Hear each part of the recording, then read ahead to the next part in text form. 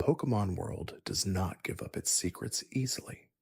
There are questions that have lived inside these games for decades now, questions written into stone tablets and ancient ruins, and the quiet lines of a Pokédex entry that no one has fully explained.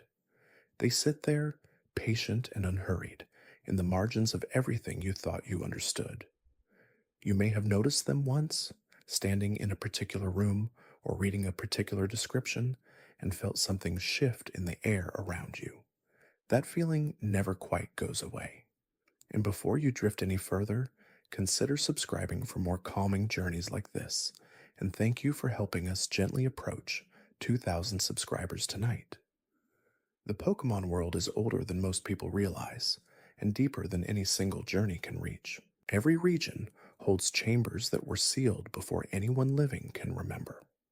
Every legendary carries a history that predates the towns and routes built around it.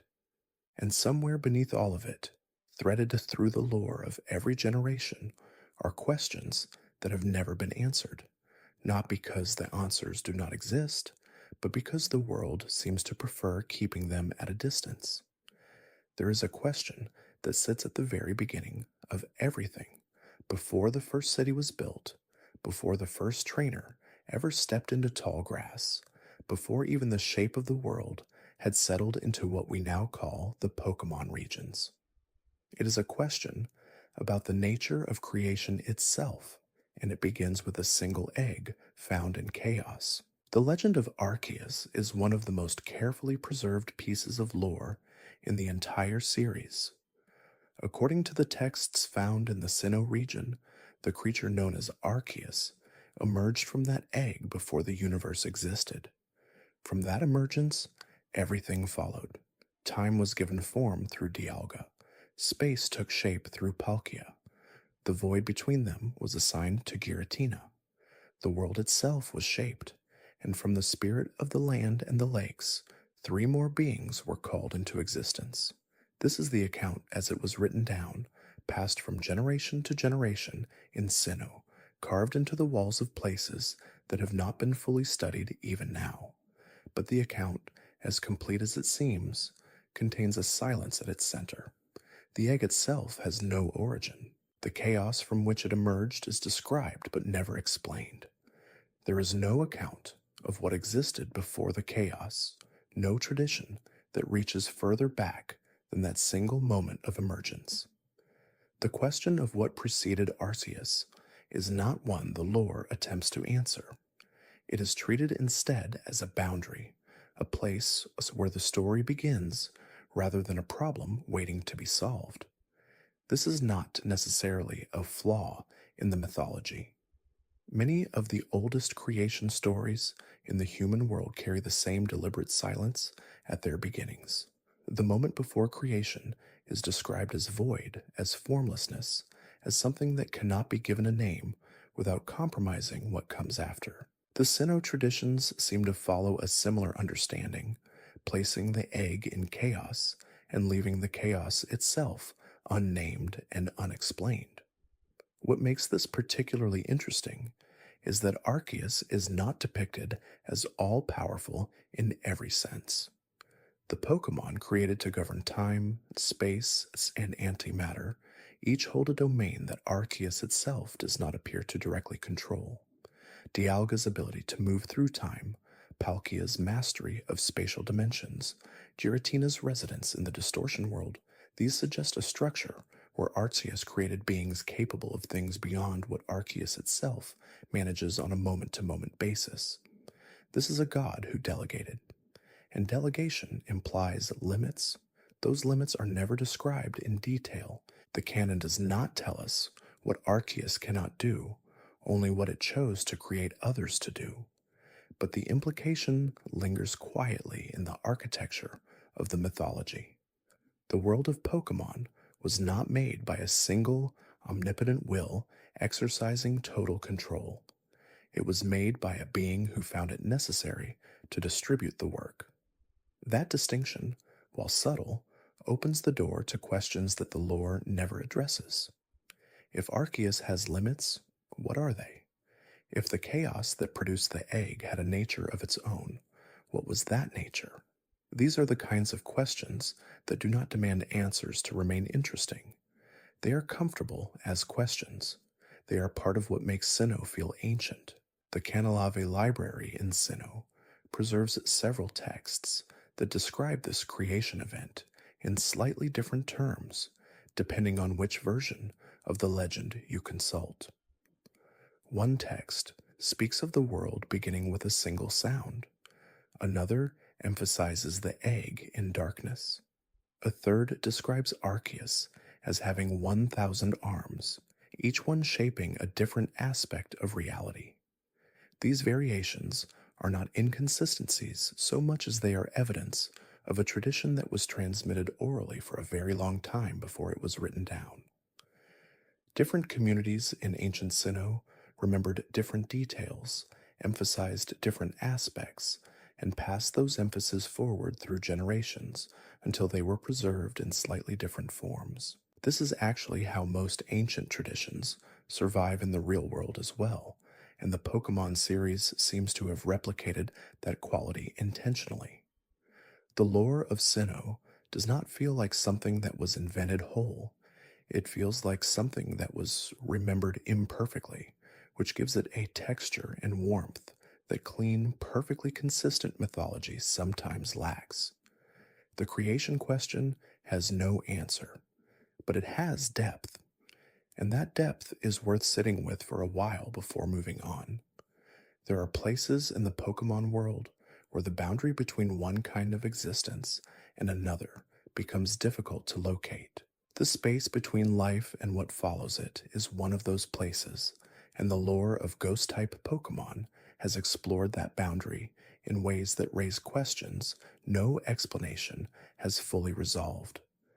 Ghastly, Haunter, and Gengar were the first ghost-type Pokemon introduced, and even in those earliest games, their Pokédex entries suggested something unusual about their nature.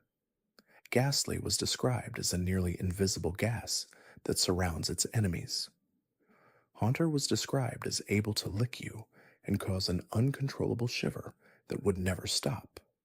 Gengar was described as hiding in shadows and laughing while causing chills. These are not descriptions of animals.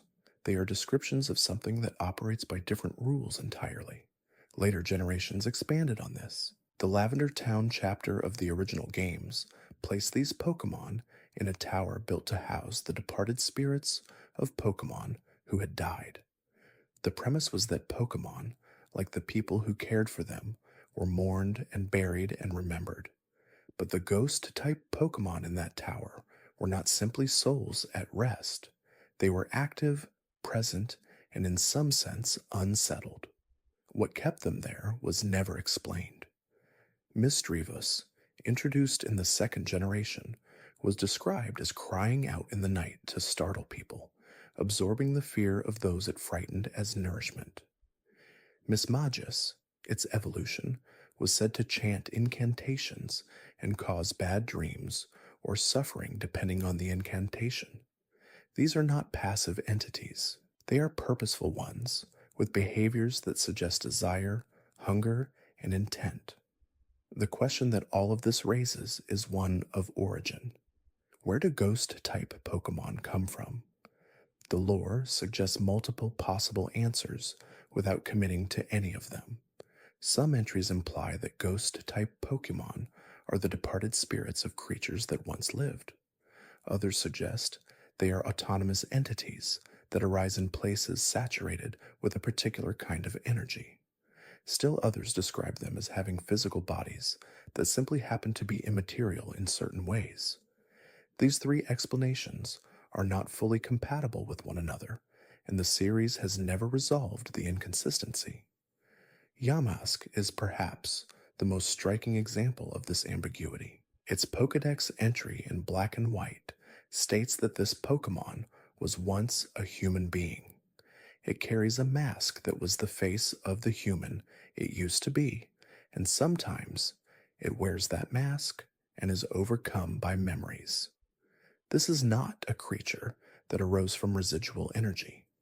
This is a creature whose lore explicitly describes a transformation from one kind of being into another. The implications of that are significant and have never been addressed in any canonical source beyond the single Pokédex entry. Frozless also carries a similar weight. Her entry describes her as a woman who was lost in a snowstorm on a mountain and never returned. The energy of her unfulfilled wish gave rise to the Pokémon. This framing treats Frozless as a tragedy, as someone whose story ended before it was supposed to, and whose remaining presence in the world takes the form of a beautiful, cold, and occasionally dangerous entity. There is grief in that origin. There is also a question about what happened to the person, whether the person still exists in some form within the Pokémon, or whether the Pokémon replaced them entirely. The series does not answer that. It presents the origin and moves on. The silence is intentional, and it creates a kind of resonance that would be diminished if the answer were made explicit. Some things are better left as quietly unsettling facts about a world that operates by rules we do not fully understand. Chandelure takes this further still. Its entry describes it as absorbing the spirit of a person and sending the spiritless body wandering forever. This is not transformation. This is described as a kind of consumption, a process by which a ghost-type Pokémon feeds on something that the lore treats as essential to what a living being is. The body continues, but the thing that animated it is gone. What that means for the absorbed spirit is not addressed. Where it goes, what it becomes, whether it experiences anything, these questions exist at the edge of what the lore is willing to say. Ghost-type Pokémon exist in every region now, in every variety of origin and behavior and appearance. They are one of the most richly developed aspects of the world's mythology. And the question of their true nature, what they are and where they come from, and what it means that they exist alongside the living, remains one of the most genuinely unresolved mysteries the series holds. The Pokémon world has a geography that invites exploration, and buried within that geography are ruins that do not fully explain themselves. Every major region contains remnants of civilizations that came before the ones currently in place, and the nature of those civilizations, how they rose and why they ended, is one of the lore's most persistently unanswered threads. The ruins of Alph in Johto were among the first ancient sites introduced in the series. They contained Unown, the strange alphabet Pokémon whose letters could be arranged to form words, but whose deeper significance was never resolved. The ruins themselves depicted ancient drawings, records of something that happened in that place long ago. What the civilization that built those ruins was like, what happened to the people who carved those walls, and why the Unown remained there afterward, none of this was ever explained in the games. The connection between Unown and human consciousness was hinted at in the third Pokémon film, where a child's grief and the power of many Unown combined to reshape reality. But the games themselves never explored this capacity in any depth. The Unown remain in those ruins, forming words, existing in a dimension parallel to the main world, and constituting one of the most mysterious design choices in the entire series. They clearly meant something to whoever made them. What they meant remains a question. In Kalos, the lore opens onto a much more explicit account of ancient civilization. The Pokémon X and Y games describe a war that took place 3,000 years before the events of the story, a conflict in which a king built a machine capable of weaponizing the life force of Pokémon and using it to destroy armies. The weapon worked, the war ended, but the king lost the person he loved most, despite possessing the power to destroy nations. In his grief, he used the weapon again, this time to attempt something the lore describes as resurrection, and the result was a transformation that left him connected to the weapon for 3,000 years, neither fully alive nor fully at rest. This is an extraordinary piece of mythology for a Pokémon game. It deals with themes that are rarely addressed so directly in the series: war, grief, the moral weight of power, the question of whether revival of the dead is an act of love or an act that crosses a line the world was not meant to accommodate. The Kalos lore raised all of these questions. It answered very few of them.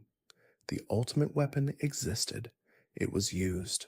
The king remained. What the 3,000 years of that existence were like, what the king understood about what he had done, what the world around Kalos knew or remembered about those events, these are questions the story gestured toward but did not enter. The Hisui region, which corresponds to the ancient past of Sinnoh, added another layer to this pattern. The Diamond and Pearl clans who lived in that region each held a partial understanding of the legendary Pokémon associated with their tradition, and neither clan's understanding was complete. The full picture required combining their perspectives, which neither clan was initially willing to do. This detail is quietly significant. It suggests that ancient civilizations in the Pokemon world preserved genuine knowledge, but preserved it partially, shaped by the particular relationships and histories of the communities doing the preserving. What happened to those clans over the centuries between the events of Hisui and the events of the Sinnoh games is not addressed. The tradition survived in some form. The temples survived. But the people and the details of their lives did not leave a continuous record. History in the Pokemon world seems to work the way it works in the real world, with significant events leaving traces, but also with significant gaps, and with the meaning of those traces being subject to reinterpretation by each generation that encounters them. Unova holds ruins in its desert that speak of two dragons and the heroes who each sought a truth the other lacked. The mythology of that region is about ideals and truth as competing values, and the ruins suggest that a much older version of that tension existed before the events of the games. Alder's history, the history of the Unova League, the founding of the region, these are described in broad strokes, but not in the kind of detail that would allow a full account. The ruins in the desert remain partially unreadable. The dragons both remember something the human characters do not have access to. The gap between what the ancient world knew and what the current world can reconstruct is part of what gives Unova its particular feeling of weight. Ancient civilizations in the Pokemon world left a great deal behind. What they intended to leave behind and what they would want the current world to understand about them is something the lore has never had access to in full. The question of what Pokemon experience has been present in the series from the beginning, and it has never been answered in a way that satisfies the depth of the question. The games assume a kind of relationship between trainer and Pokemon that implies emotional reciprocity, that a Pokemon can feel loyalty, affection, trust, and their opposites. But the mechanics of that inner life are never explained, and the philosophical questions they raise are quietly enormous. Mewtwo is the creature who makes this question unavoidable. Created in a laboratory from the genetic material of Mew, Mewtwo emerged with abilities that exceeded the calculations of the scientists who made it. More than that, it emerged with something the scientists did not plan for and did not know how to address. It became aware of what it was and how it came to exist, and that awareness produced a response. Whether that response should be called anger, grief, or something that human language does not have a precise word for, is part of what makes Mewtwo such an unusual presence in the lore. The question Mewtwo poses is not simply whether it suffers. It is whether the category of suffering applies to it at all, and if it does, what the implications of that are for the people who created it and the world that allowed its creation to happen. These are questions the games raised directly, especially in the film that centered on Mewtwo's story, but they were not resolved in that film. Mewtwo found a kind of peace, but the questions that its existence raised were not answered. They were set aside, and Mewtwo continued to exist in the world as something the world had not fully reckoned with.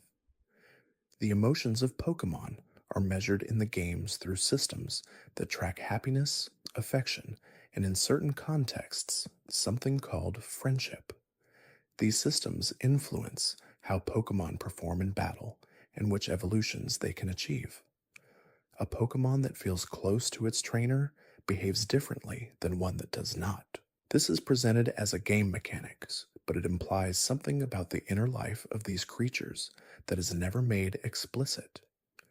When a Pokemon is released by a trainer, does it remember? When it is traded to someone new, does the relationship it had with the previous trainer simply cease to matter to it, or does something of that connection persist? The anime has explored these questions in ways that suggest Pokemon carry memory and feeling across significant spans of time, but the games rarely address them directly. The question of what continuity of experience looks like for a Pokemon is one that the lore permits you to wonder about without offering you a settled answer. Esper is a creature whose Pokédex entries describe an inner experience of a very specific kind. The entries state that Esper is actually exerting a great deal of effort to contain its psychic power, and that the expression on its face reflects the strain of that constant effort. What looks like a blank, distant stare is described as the visible surface of something that requires continuous attention.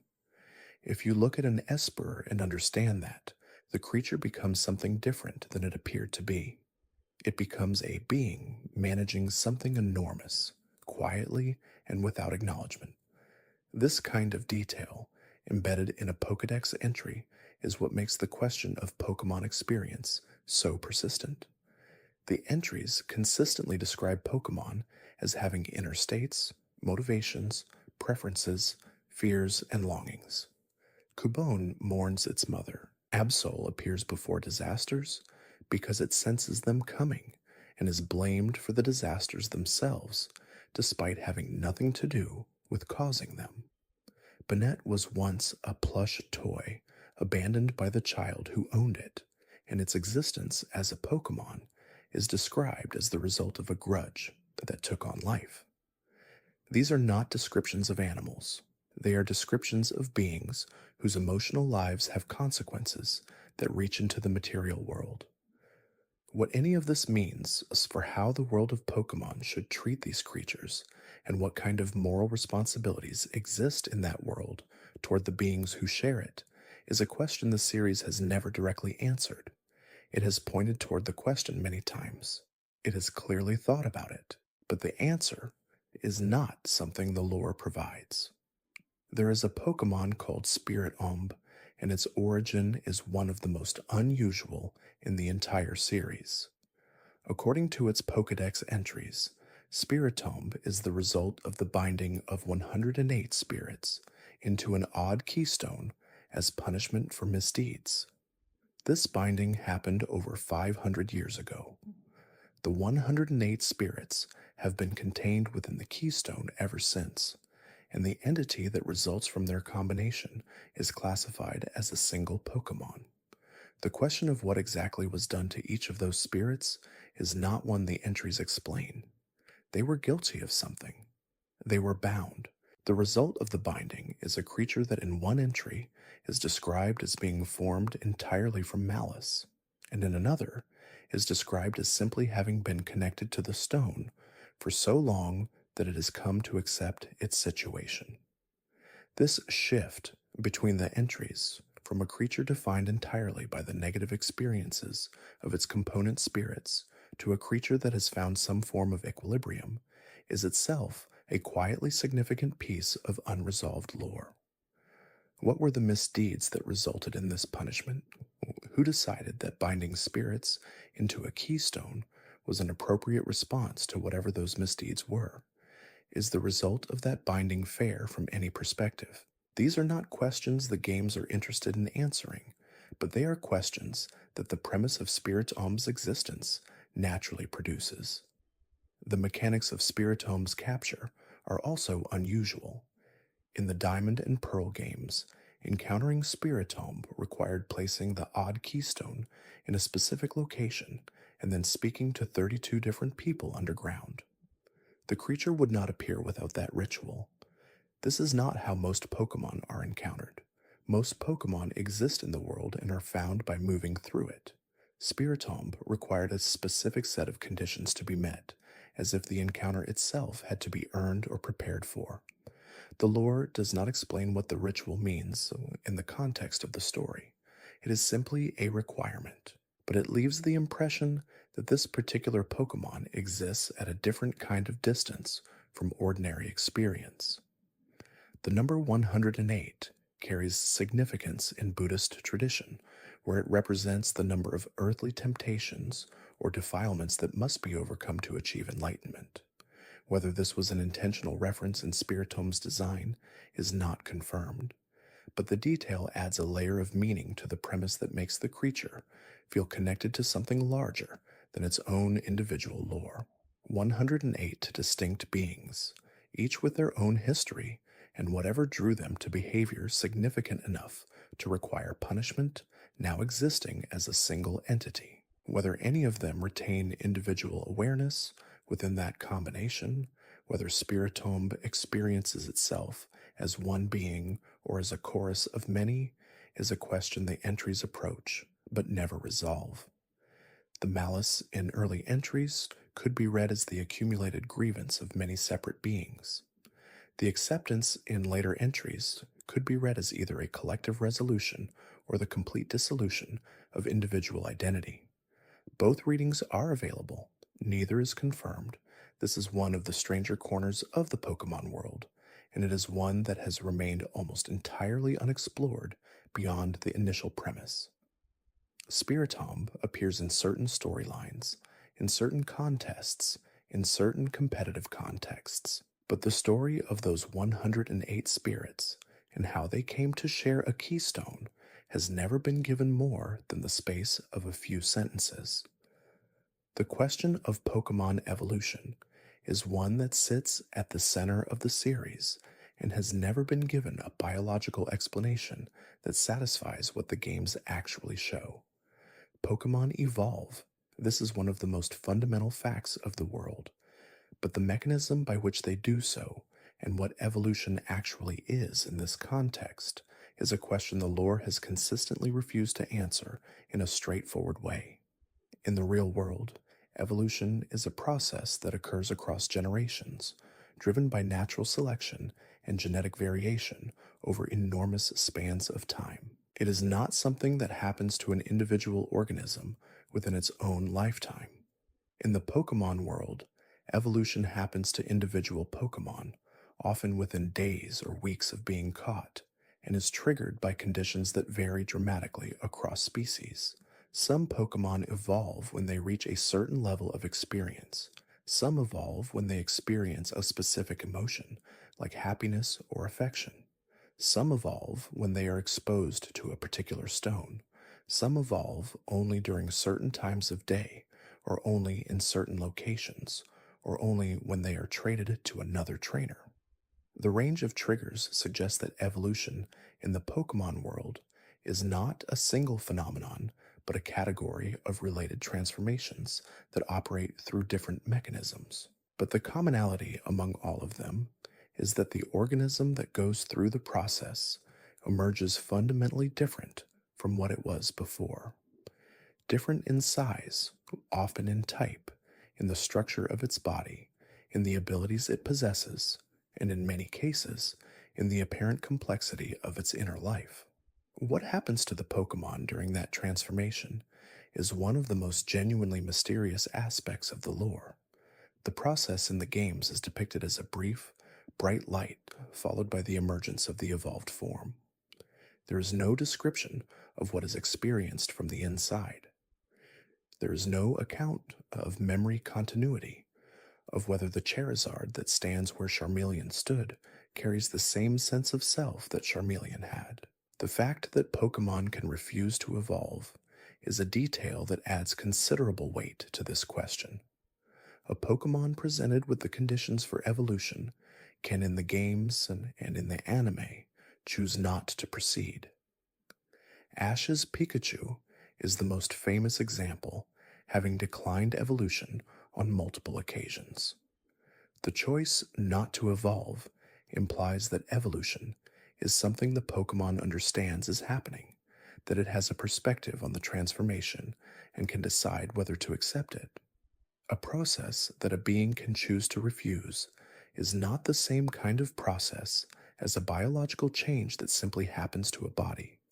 It implies awareness, preference, and self determination. What Pikachu understood about evolution and what it valued about its current form that it was not willing to exchange for a different one is something the series addressed emotionally, but not philosophically.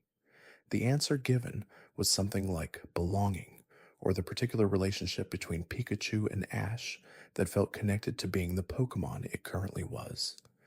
But the deeper question, what evolution involves from the perspective of the Pokemon, was not entered.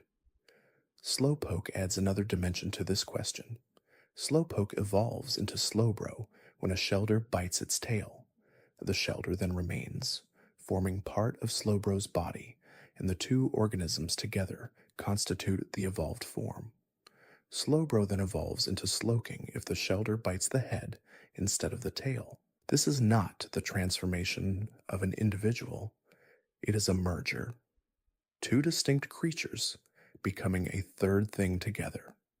What happens to the Shelder's individual awareness in this process?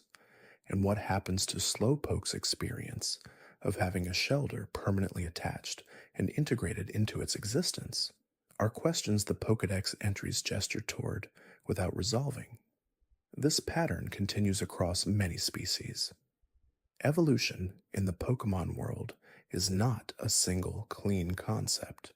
It is a collection of transformations that operate through wildly different mechanisms and that raise questions the lore has chosen to leave open. The openness is perhaps appropriate. Evolution as a concept carries enough mystery in the real world that a fictional version maintaining that mystery feels honest to something. There is a recurring presence throughout the Pokemon world that operates at a scale most trainers never fully appreciate. The legendary Pokemon associated with natural forces, specifically those connected to weather, the ocean, the sky, and the balance between them, suggest a model of how the world maintains itself that is entirely separate from any human institution or understanding. Kyogre is described as having expanded the seas by causing torrential rains to fall across the world. Groudon is described as having expanded the land masses by evaporating water and raising the seabed. Rayquaza is described as having ended the conflict between them by arriving from the upper atmosphere and intervening. This mythology positions three Pokemon as the forces responsible for the basic shape of the world as it currently exists. The continents and oceans of the Pokemon world are not the result of geological processes. They are the result of what these three creatures did. The question of when this happened is not fully addressed. The lore of the Hoenn region describes these events as ancient, as having taken place in a time before human civilization established itself in that region. But the Pokemon themselves still exist, still sleeping in their respective locations, still carrying within them the capacity to do what the mythology says they once did. This means that the forces that shaped the world are still present in it, still alive, still potentially capable of resuming what was described as a catastrophic conflict. The stories of Omega Ruby and Alpha Sapphire extended this mythology in a significant way. In those games, a meteorite threatens to destroy the world, and the response to that threat involves both Mega Rayquaza and the potential use of the ultimate weapon from Kalos mythology. The connection between the Hoenn legendaries and the Kalos mythology, while not fully mapped, suggests that the forces that shape the world have been active in the history of multiple regions in ways that the current inhabitants of those regions are largely unaware of. The Weather Trio, as they are often called, does not communicate in any way that human characters in the games are shown to comprehend. Their presence is felt through environmental effects. Their will, if they have will, in a way that resembles what that word means for humans, is expressed through the state of the world rather than through any direct exchange. They are the most powerful creatures in the Hoenn region's mythology, and they are also the most remote, the most impossible to have a conversation with. This remoteness is part of what makes them interesting as lore subjects.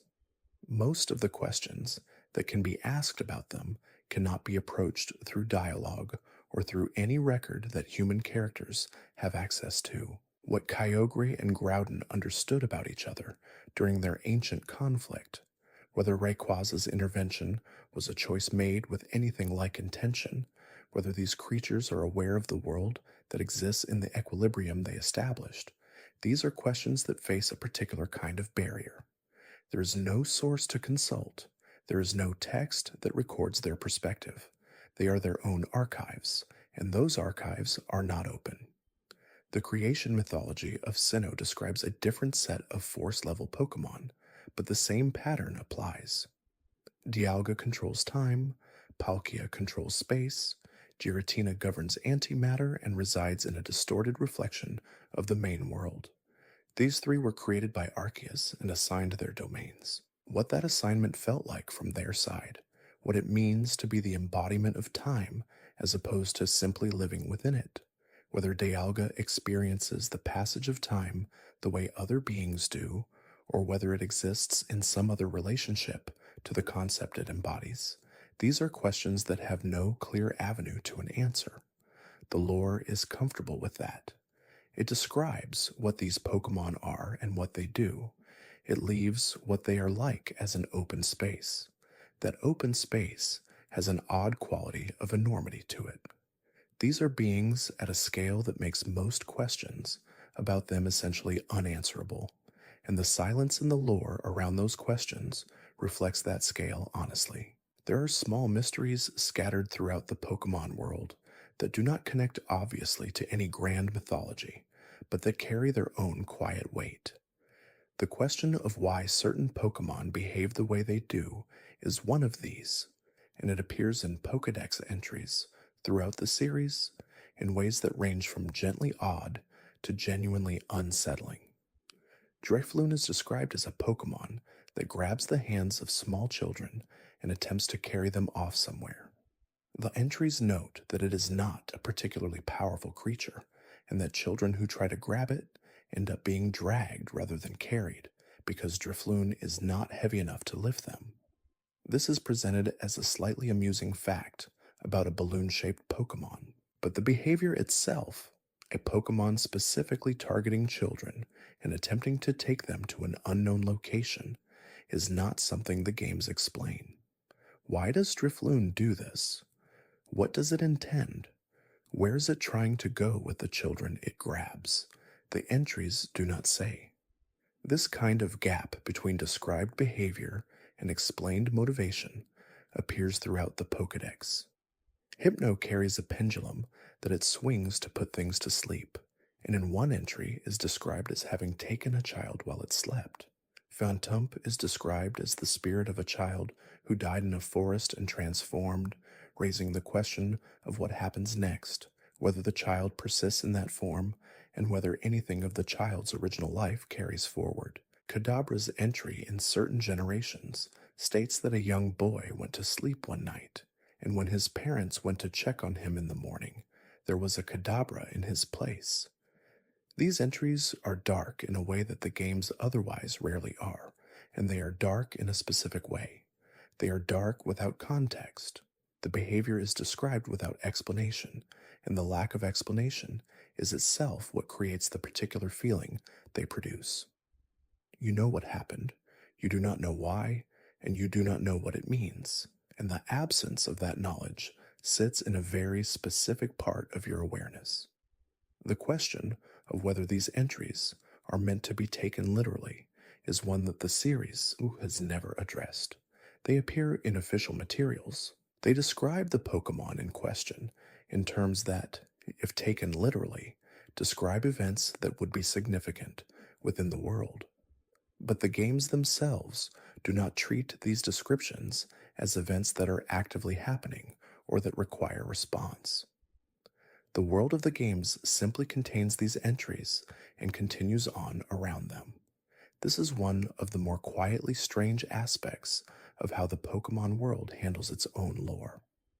The Pokédex is presented as a scientific record, a tool for cataloging the creatures of the world. But the entries in that record sometimes describe things that would be urgent if they were real, things that would require attention, investigation, or at minimum acknowledgement.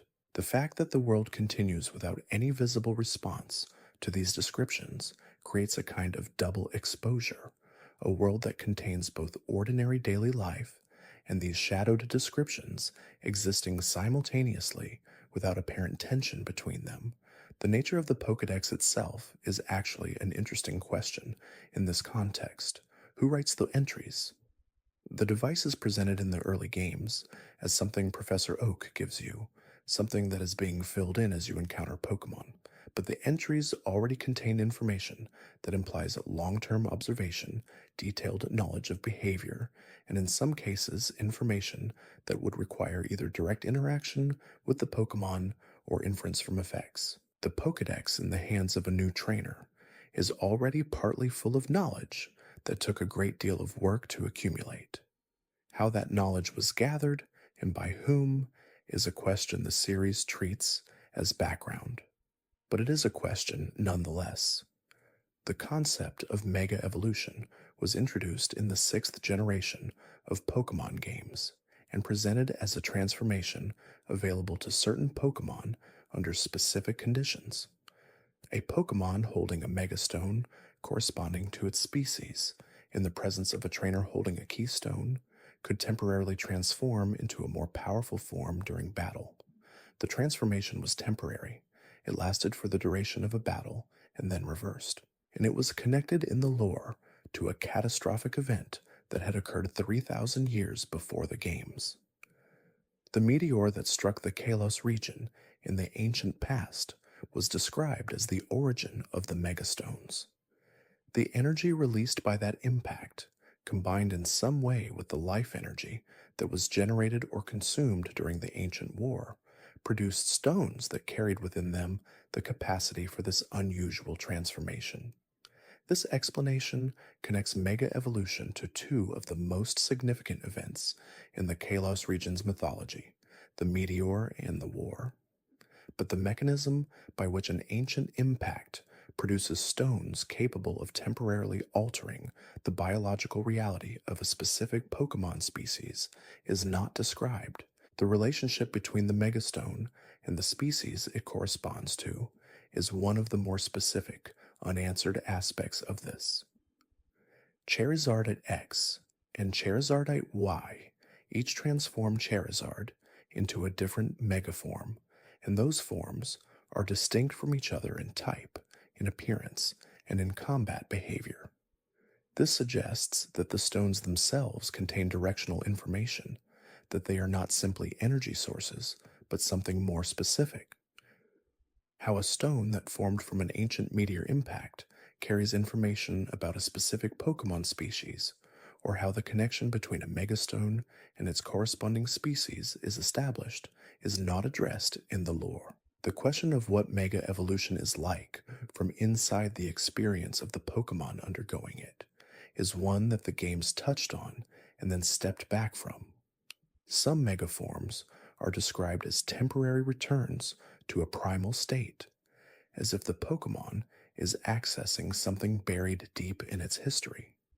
Others are described as transformations that exceed the ordinary limits of the species, as if the stone is allowing the Pokemon to become something it was not quite before. One significant thread in the lore suggests that for some Pokemon, mega evolution is painful, a state of power that the body was not designed to maintain and that the Pokemon endures because of its bond with its trainer. This detail, that mega evolution might involve suffering, was approached carefully in the games and then not fully developed.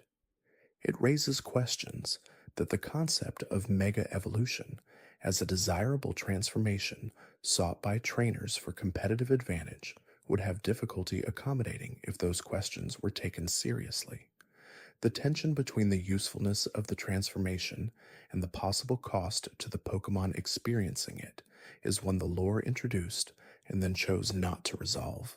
Mega Evolution does not appear in games after the 7th generation in any central role. Its presence in the series has become background, acknowledged but not active.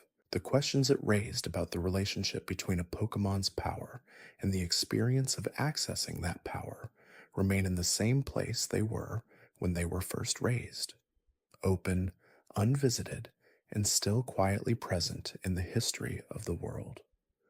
The Distortion World is one of the most unusual locations in the Pokemon series.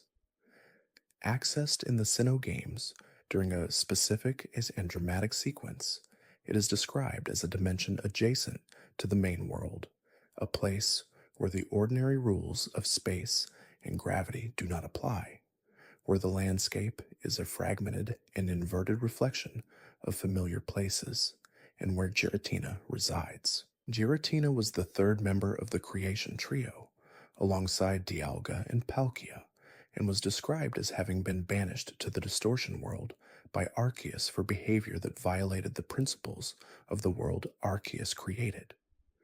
The nature of that behavior is not specified. The entries describe Giratina as having a violent nature, as having engaged in destruction in the ancient world, and as having been exiled because of this. The Distortion World was both punishment and realm, a place where Giratina would be contained, but also a place that Giratina would govern, because someone needed to maintain the antimatter that balanced the matter of the main world. This is an interesting piece of mythology for several reasons. First, it describes Arceus as having made a punitive decision. This is a creator who judges and exiles, who creates a being and then removes it from the creation for violating the terms of that creation. Second, it describes the exile as functional, as serving a purpose beyond punishment. The Distortion World needs to exist, and Giratina is its caretaker. The punishment and the role are the same assignment. Third, it leaves open the question of whether Giratina accepts this arrangement, resents it, or has reached some understanding of it over the time that has passed.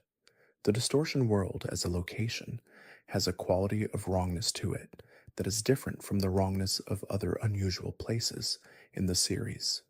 It is not dark in the way that ghost-type locations are dark, or threatening in the way that criminal strongholds are threatening. It is disorienting in a more fundamental way, a place where the assumptions you carry about how space works simply do not apply.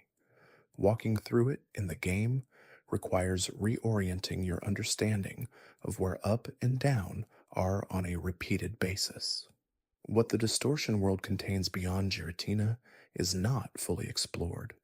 Whether there are other entities that reside there, whether things from the main world can become trapped there, and what happens to them if they do, whether the antimatter Giratina governs has properties beyond what the physical concept of antimatter in the real world would suggest. These are questions the games opened and then closed without entering. Giratina was given a second form, the origin form, which is the form it takes within the Distortion World, as opposed to the altered form it takes when it enters the main world. The origin form is more serpentine, more fluid, seemingly designed for the inverted physics of its home dimension. The altered form is more solid, more legible to the kind of space the main world operates in. This distinction implies that Giratina exists slightly differently in each world, that its form responds to the environment it occupies in a way that suggests a genuine relationship with the nature of those environments. But what Giratina's experience of moving between them is like, and what the Distortion World is like from the inside, from the perspective of the being who has lived there since the ancient past, is not something the lore has entered. The mystery of the Distortion World and its permanent resident is one that exists at a level of scale and strangeness that makes it genuinely difficult to approach. It is not a mystery that could be resolved by consulting a text or speaking to a character. It is a mystery about the nature of a dimension and the nature of the being who governs it, and the distance between the questions and any possible answer is built into the premise.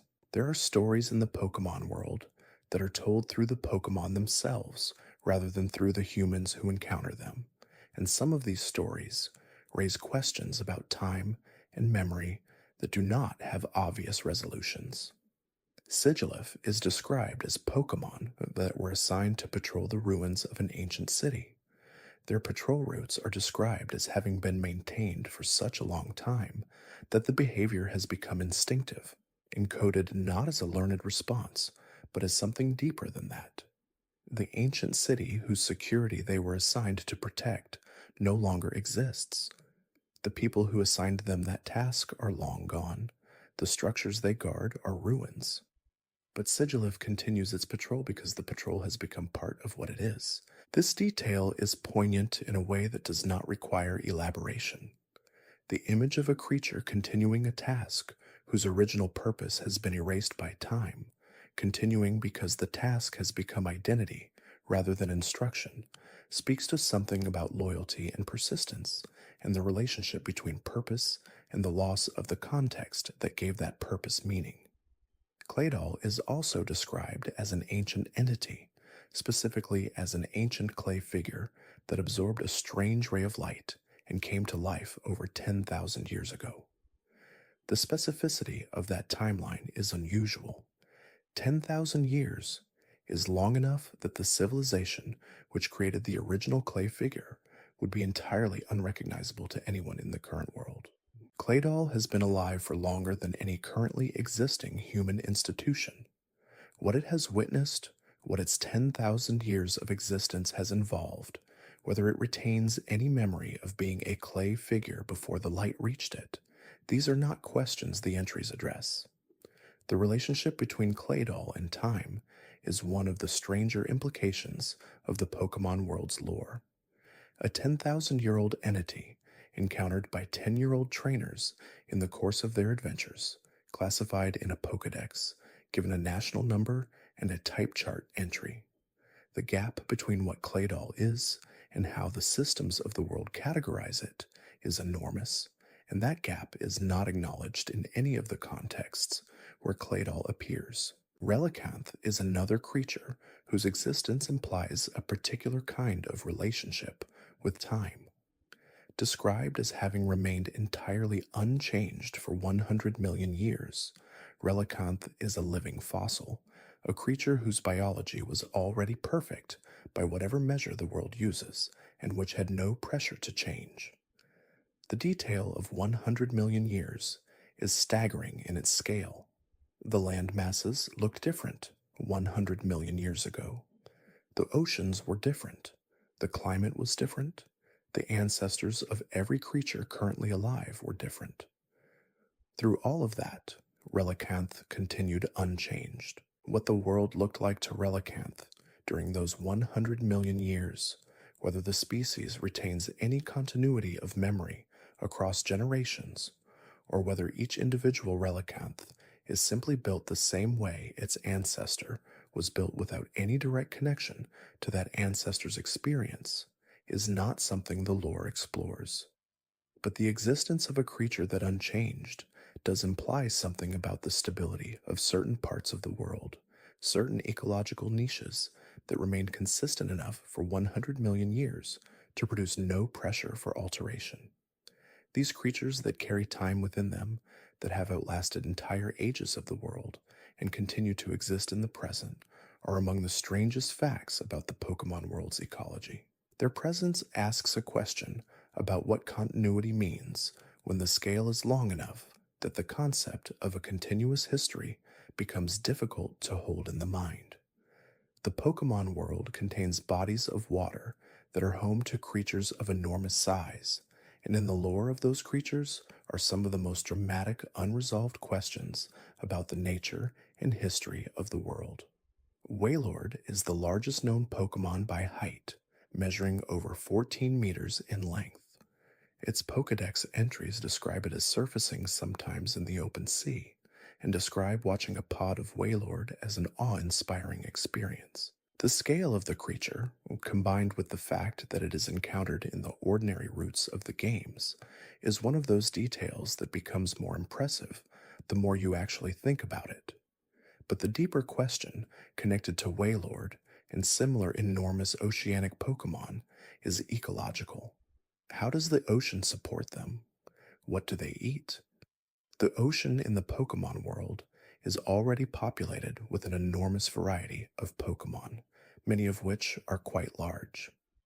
The energy requirements of creatures at Wailord's scale would be significant, and the Pokedex entries, while describing their behavior in terms of schools and pods and surface behaviors, do not engage with the question of what ecological system sustains them.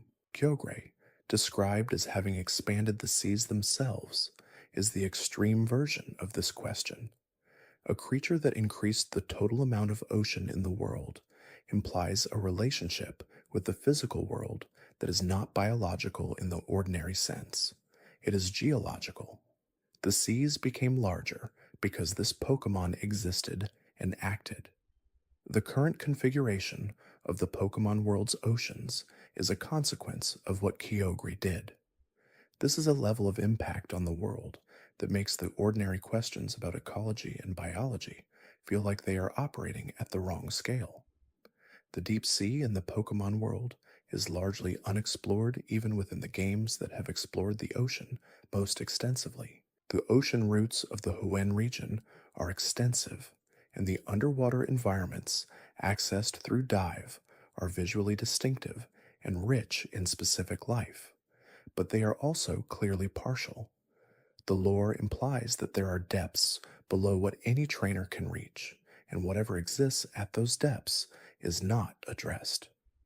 The question of what is in the deepest parts of the Pokemon world's oceans is one that the lore has gestured at occasionally without entering. The mythology of the water legendaries implies that the ocean has a dimension to it that is not simply a volume of salt water containing various species. It is a domain, a space with its own governance and history. What that domain is like in its most remote reaches, and what the creatures of those reaches are like, is a question the world has kept at the bottom of itself. There is a question about the relationship between Pokemon and the human world that surfaces in the mythology of multiple regions and has never been given a definitive answer. The question is whether the current state of that relationship is stable or whether it represents a particular moment in a longer story that has moved through different phases and will move through more. The mythology of the Unova region describes a time before Pokemon and humans had separated into distinct categories of being. The first king of the ancient kingdom of Unova was said to have lived alongside a single dragon, which was later split into two. The bond between that king and that dragon is described as a partnership, a collaboration between two kinds of being that treated each other as fundamentally equal. This is a different model of the relationship than the one the games otherwise present, where trainers are humans who capture and train Pokemon. The ancient Pokemon and human partnership, as described in Unova mythology, raises the question of what changed. Why is the current world one where trainers carry Pokeballs and Pokemon are caught and trained and released, rather than one where partnerships form more organically and on more equal terms? The mythology suggests that the ancient relationship was disrupted, that the two dragons separated, and the single perfect partnership fragmented into the more diffuse and complicated relationship that exists in the current world. What exactly the disruption was, and whether the current world is understood by anyone in it as a kind of fall from the older model, is not addressed. Pokemon training is treated in the games as an essentially positive practice, something that creates bonds and benefits both trainer and Pokemon. The mythology of the ancient partnership is presented as context rather than as criticism of the current arrangement. The Hisui region provides another layer to this question. In the ancient past of Sinnoh, the relationship between humans and Pokemon was described as frightening and dangerous. People were afraid of Pokemon. Pokemon were afraid of people. The process of building trust between them was gradual, and the team that the player is part of in the Hisui games is specifically trying to normalize the idea of humans and Pokemon living and working together, something that is not yet accepted as obvious by the population of the region. This means that the warm, familiar relationship depicted in the main series games is presented as something that had to be built, something that required effort and was not a given. The history of how humans and Pokemon moved from mutual fear and distance to the relationship depicted in the later games is a story that has never been fully told. The Hisui games provide an early chapter. The mythology of Unova describes a very ancient predecessor to the current model, but the centuries between those moments and the games set in the current era of the world represent a history that is largely blank. The question of whether the relationship between humans and Pokemon could change again, whether the bond described in the mythology as the ideal is something the current world is moving toward or away from, is one that hangs in the background of a great deal of Pokemon lore without ever being fully examined. The lore of the Pokemon world carries within it a quality that is difficult to name but easy to feel. It is the quality of something that extends beyond the edges of what has been described. Every region has its own account of the world, its own mythology, and its own history, and those accounts do not form a single consistent narrative. They are partial, overlapping, sometimes in tension with one another, and collectively they suggest a world that is much larger and older and stranger than any single trainer's journey through it can encompass. The questions that the lore leaves unanswered are not gaps in a design. They are part of what gives the world its depth. A world that answered everything, that resolved every ambiguity, and explained every strange detail would feel smaller. The questions create the space the imagination needs to move through. They are the tall grass you have not walked into yet, the cave whose depths have not been mapped, the ancient text that has not been fully translated. Some of the questions have been with the series since the beginning, and they remain as open as they were when they were first noticed. Others have accumulated with each new generation, added by new mythologies and new regions and new creatures whose existence raised more questions than it answered. Together they constitute a kind of secondary world that runs alongside the games and the anime and the other media, a world made entirely of things that have not been said. The Pokemon world does not need all of its questions answered to remain meaningful. The generations of people who have grown up with these games, who have carried them through childhood and into adult life, who have passed them on or returned to them years later, have done so with the questions intact. The unanswered parts are as much a part of the experience as anything that has been resolved. What makes a mystery worth carrying is not whether it will eventually be answered. It is whether the question itself illuminates something about the world that contains it. The unsolved lore of the Pokemon world illuminates a great deal. It illuminates the age of the world and the complexity of its history. It illuminates the strangeness of the creatures who share it with human civilization. It illuminates the gaps between what human characters in the games know and what the world actually contains. And it illuminates the particular feeling of standing at the edge of something enormous and not being able to see all the way to the bottom. That feeling, the feeling of a world that extends further than you can see, is one of the things that makes the Pokemon world worth returning to. The questions are part of what keeps the distance, and the distance is part of what makes the journey.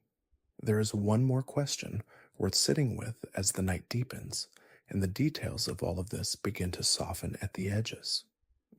It is a question about what it means that these mysteries exist in the form they do. The Pokemon series began as a game about exploration and collection, about the relationship between a young person and the creatures they encounter on a journey. It has become, over the course of 3 decades, something considerably more layered. The lore that has accumulated around it carries the weight of mythology, of creation stories and ancient wars, and the nature of consciousness, and the boundaries between life and what lies beyond it.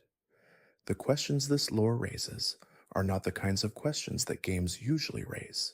They are the kinds of questions that very old stories raise, stories that have been told and retold and carried across enough time that they have acquired depth they were not necessarily designed to have. The Pokemon world has that depth now. It accumulated gradually through decisions made by designers and writers who are adding to a tradition rather than inventing one wholesale. Each new game added to a world that already existed, and the act of adding to something that already exists is different from the act of beginning it. It requires listening to what is already there and asking what it implies. The unsolved lore of the Pokemon world is in part the result of that listening. It is the accumulation of implications that were heard and noted and incorporated into the ongoing tradition without being resolved. The tradition is richer for not having resolved them. The questions are more valuable than many of the answers would be. So the world carries them forward. The ancient ruins wait. The ghosts continue their particular behaviors without explanation. The legendary Pokemon sleep in their respective locations, holding within them the histories they will not share. The distortion world exists at the edge of accessible space, governed by a being who was banished there in the ancient past and has not been asked since whether it made peace with the arrangement. The 108 spirits in the odd keystone continue to exist as a single entity without anyone examining what their experience of that existence is like. The question of the Ultra Beasts is one that the 7th generation introduced and that has not been fully resolved in any game since. These are entities that arrived through openings in space, classified as Pokemon for the purposes of the game's systems, but described within the lore as something that may or may not qualify for that classification in any meaningful sense. The people of Alola who encountered them did not have a category ready for them. The international police, represented in the story by the character Looker and later by others, approached them as threats to be contained. The Ether Foundation approached them as subjects of research. None of these frameworks seemed entirely appropriate. Nihilego, the first Ultra Beast encountered in the story, resembles a jellyfish or a bell jar and is described as possessing neurotoxins that can affect the behavior of other creatures. The entries describe it as moving according to instinct and acting as if it has no concept of being a threat to anything. This is an entity from a different dimension that paralyzes whatever it contacts, that absorbs nutrients in ways that are described as harmful to the host, and that apparently has no awareness of doing any of this. The question of what to make of that combination is one the games presented without resolving. The variety of Ultra Beasts introduced in the 7th generation each raised its own set of questions. Buzzwole, enormous and insect-like, seemed to absorb energy from whatever it struck and grew larger in the process. Pheromosa moved at extraordinary speed and appeared to be deeply averse to anything in the ordinary world, described as finding everything around it repulsive. Xurkitree looked like a cable construct with exposed wiring, capable of generating electrical fields of enormous intensity. Celesteela was a plant-type entity of tremendous size that absorbed nutrients from the ground, and that the entries described as having been in the same location for so long that the surrounding soil had been almost completely depleted. Each of these descriptions implies a world very different from the Pokemon world, a place with different ecological pressures and different relationships between organisms. The Ultra Beasts seem to be following rules that were shaped by a different environment, rules that work against the ordinary world's balance when applied within it. But what those rules are and why they developed the way they did in ultraspace is a question the games opened without entering. Necrozma has the most complex relationship with this question. The mythology of Alola describes the light of the world being gifted by a creature of pure light, a creature that left part of itself behind in the form of crystals called Zeed crystals that concentrate and channel that light. Necrozma is described as an entity that once overflowed with light, that was shattered and lost most of that light, and that now seeks to absorb light from other sources to fill the emptiness the shattering left. The connection between Necrozma and the mythological light giver of Alola's creation story is one of the more quietly devastating pieces of lore in the series. The question of what shattered Necrozma and when, and what the world was like when it had its full light, is not one the games answer. The mythology preserves a record of the gift, of the light that came and seeded the world with the capacity for the energy the games call Z-power. But the history of the entity that gave that gift, what preceded its arrival, why it was eventually shattered, these are questions the mythology either did not know or chose not to preserve. The ultra wormholes themselves are a question. These openings in space connect the main world to ultraspace and potentially to other dimensions as well. The conditions under which they form are described in some contexts as requiring specific technology to create, and in others as forming naturally in certain locations. The Ether Foundation built technology to open them intentionally, but the mythology of Alola also describes them as having occurred in the ancient past when the legendary Pokémon of the tradition arrived. This implies that the wormholes predate any human technology, that they are a feature of the world rather than an invention within it. What exists in the full range of dimensions accessible through ultraspace is not something any single story has explored. The player in the 7th generation games can pass through wormholes and arrive in spaces that correspond to different environments, some of which may be home to legendary Pokémon from other regions. The cosmology implied by this is one in which all of the Pokémon world's mythologies exist within a single, multidimensional structure, connected by passages that most people in the world never encounter. The scale of what that structure might contain is not something the games have examined. The mystery of fossil Pokémon is one that the series has engaged with in every generation since the first, and it has never been fully resolved. Every region has its own set of ancient Pokémon preserved in rock, capable of being revived through technology that is presented as extraordinary but not explained. The creatures that result from this process are Pokémon with all the capabilities of living beings, capable of growing and learning and forming bonds. But the questions about what the revival process actually involves and what the Pokémon experience as a result of it have never been addressed. The first fossil Pokémon were Omanite and Kabuto, along with Aerodactyl from the Kanto region. Omanite and Kabuto were presented as ancient creatures that had evolved into less abundant forms by the time of the games, with their evolved forms, Omastar and Kabutops, existing as the end product of their respective lines. Aerodactyl was described as an ancient flying creature, preserved in old amber, a piece of ancient tree resin. Not all three were described as having been extinct for millions of years.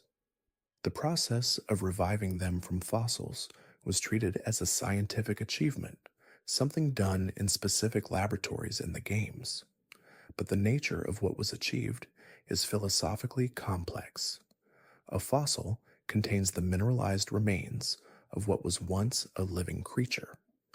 The genetic information in that fossil is incomplete, degraded by millions of years of time.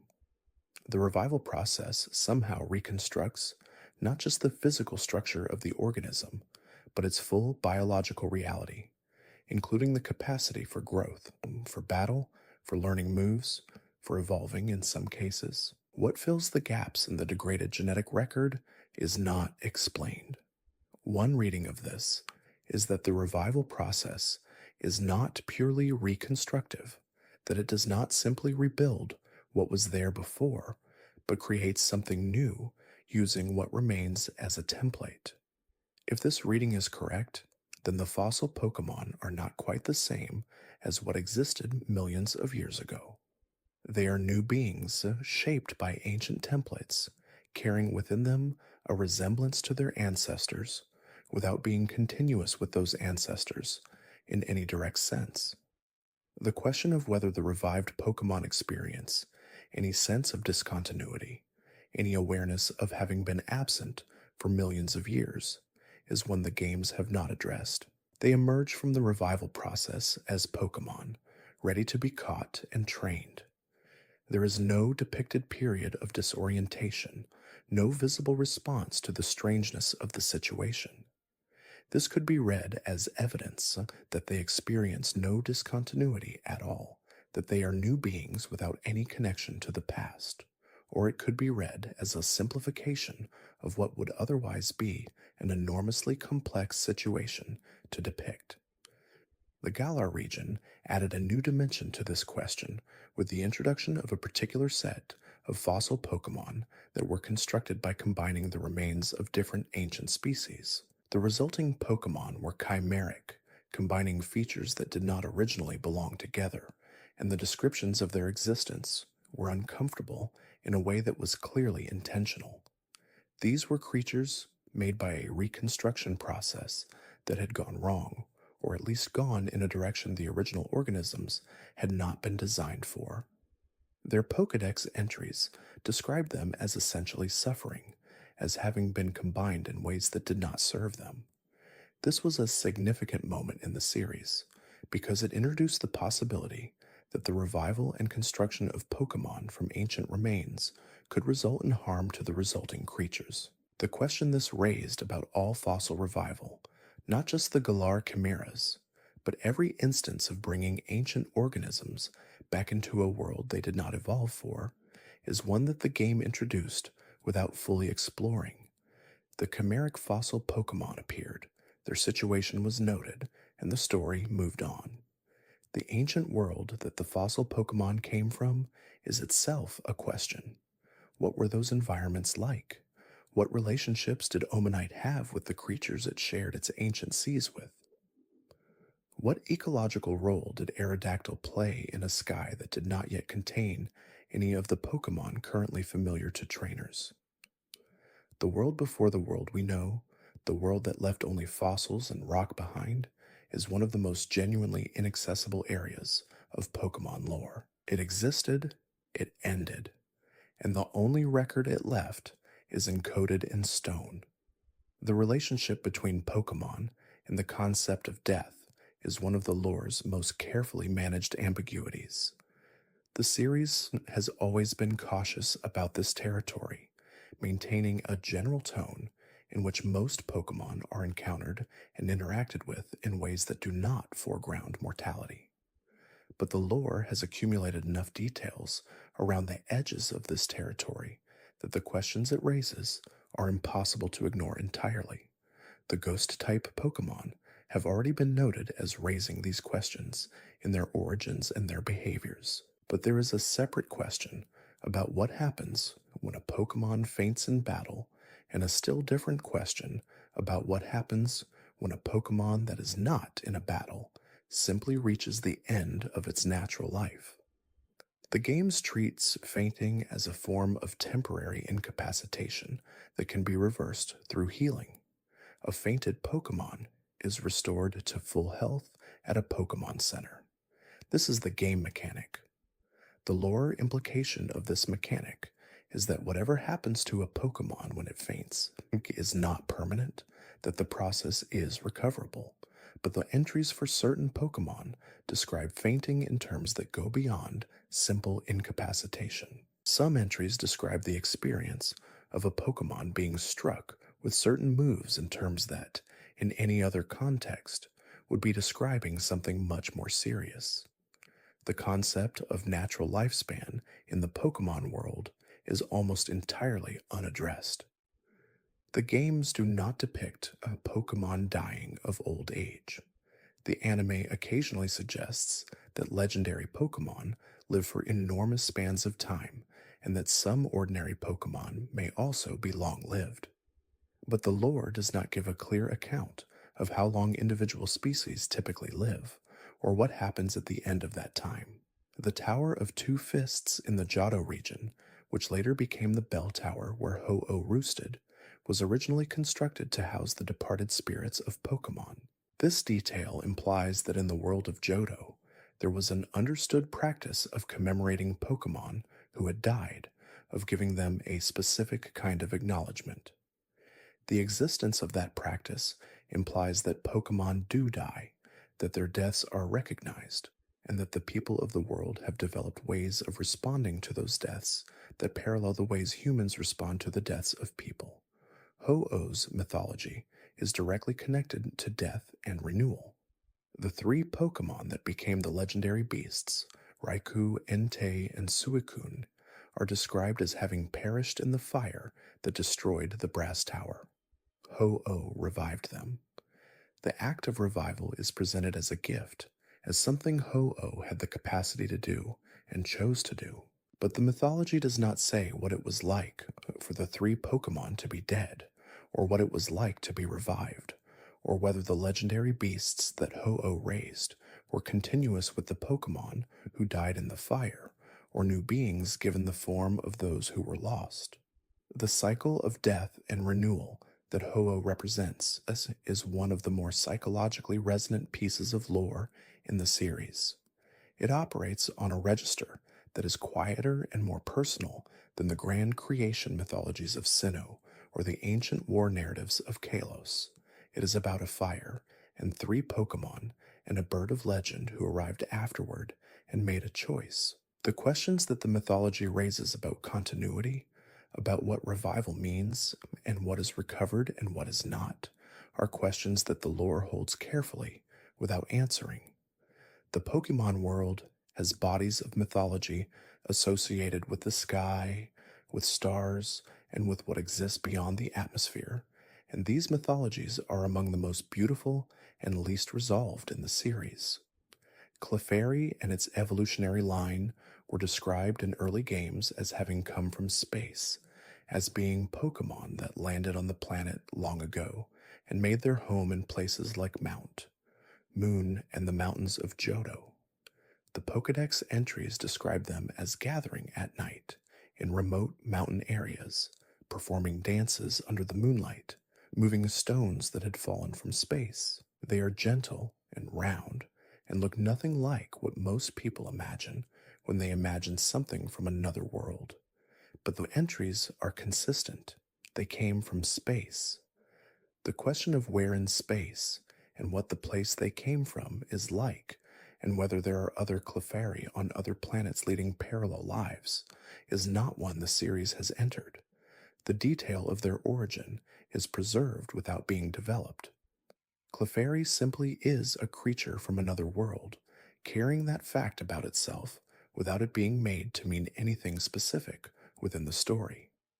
Elgyem and Behaim, introduced in the Unova games, carry a similar premise. They are described as having appeared in the desert 50 years ago, arrived from somewhere beyond the atmosphere, and causing confusion and disorientation in the people who encountered them.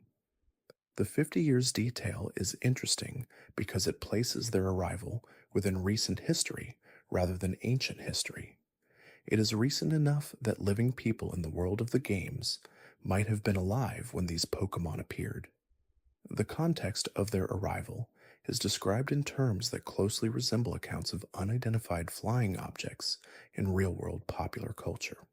But what they came from, and why they arrived in the Unova Desert specifically, is not addressed. Deoxys is described as a Pokemon that evolved from a virus in space. It was crystallized in a meteor and arrived on Earth when that meteor impacted. Its 4 forms, each corresponding to a different optimization of its biological capabilities, suggest an organism that evolved in an environment with very different pressures than those found on any Pokemon region. The virus that became Deoxys developed in conditions the lore does not describe, producing a creature whose biology includes the capacity to completely restructure itself depending on the demands placed upon it. What the virus was before it became Deoxys, what the conditions were that shaped its evolution, and whether there are others like it in space, are questions the premise naturally raises without answering.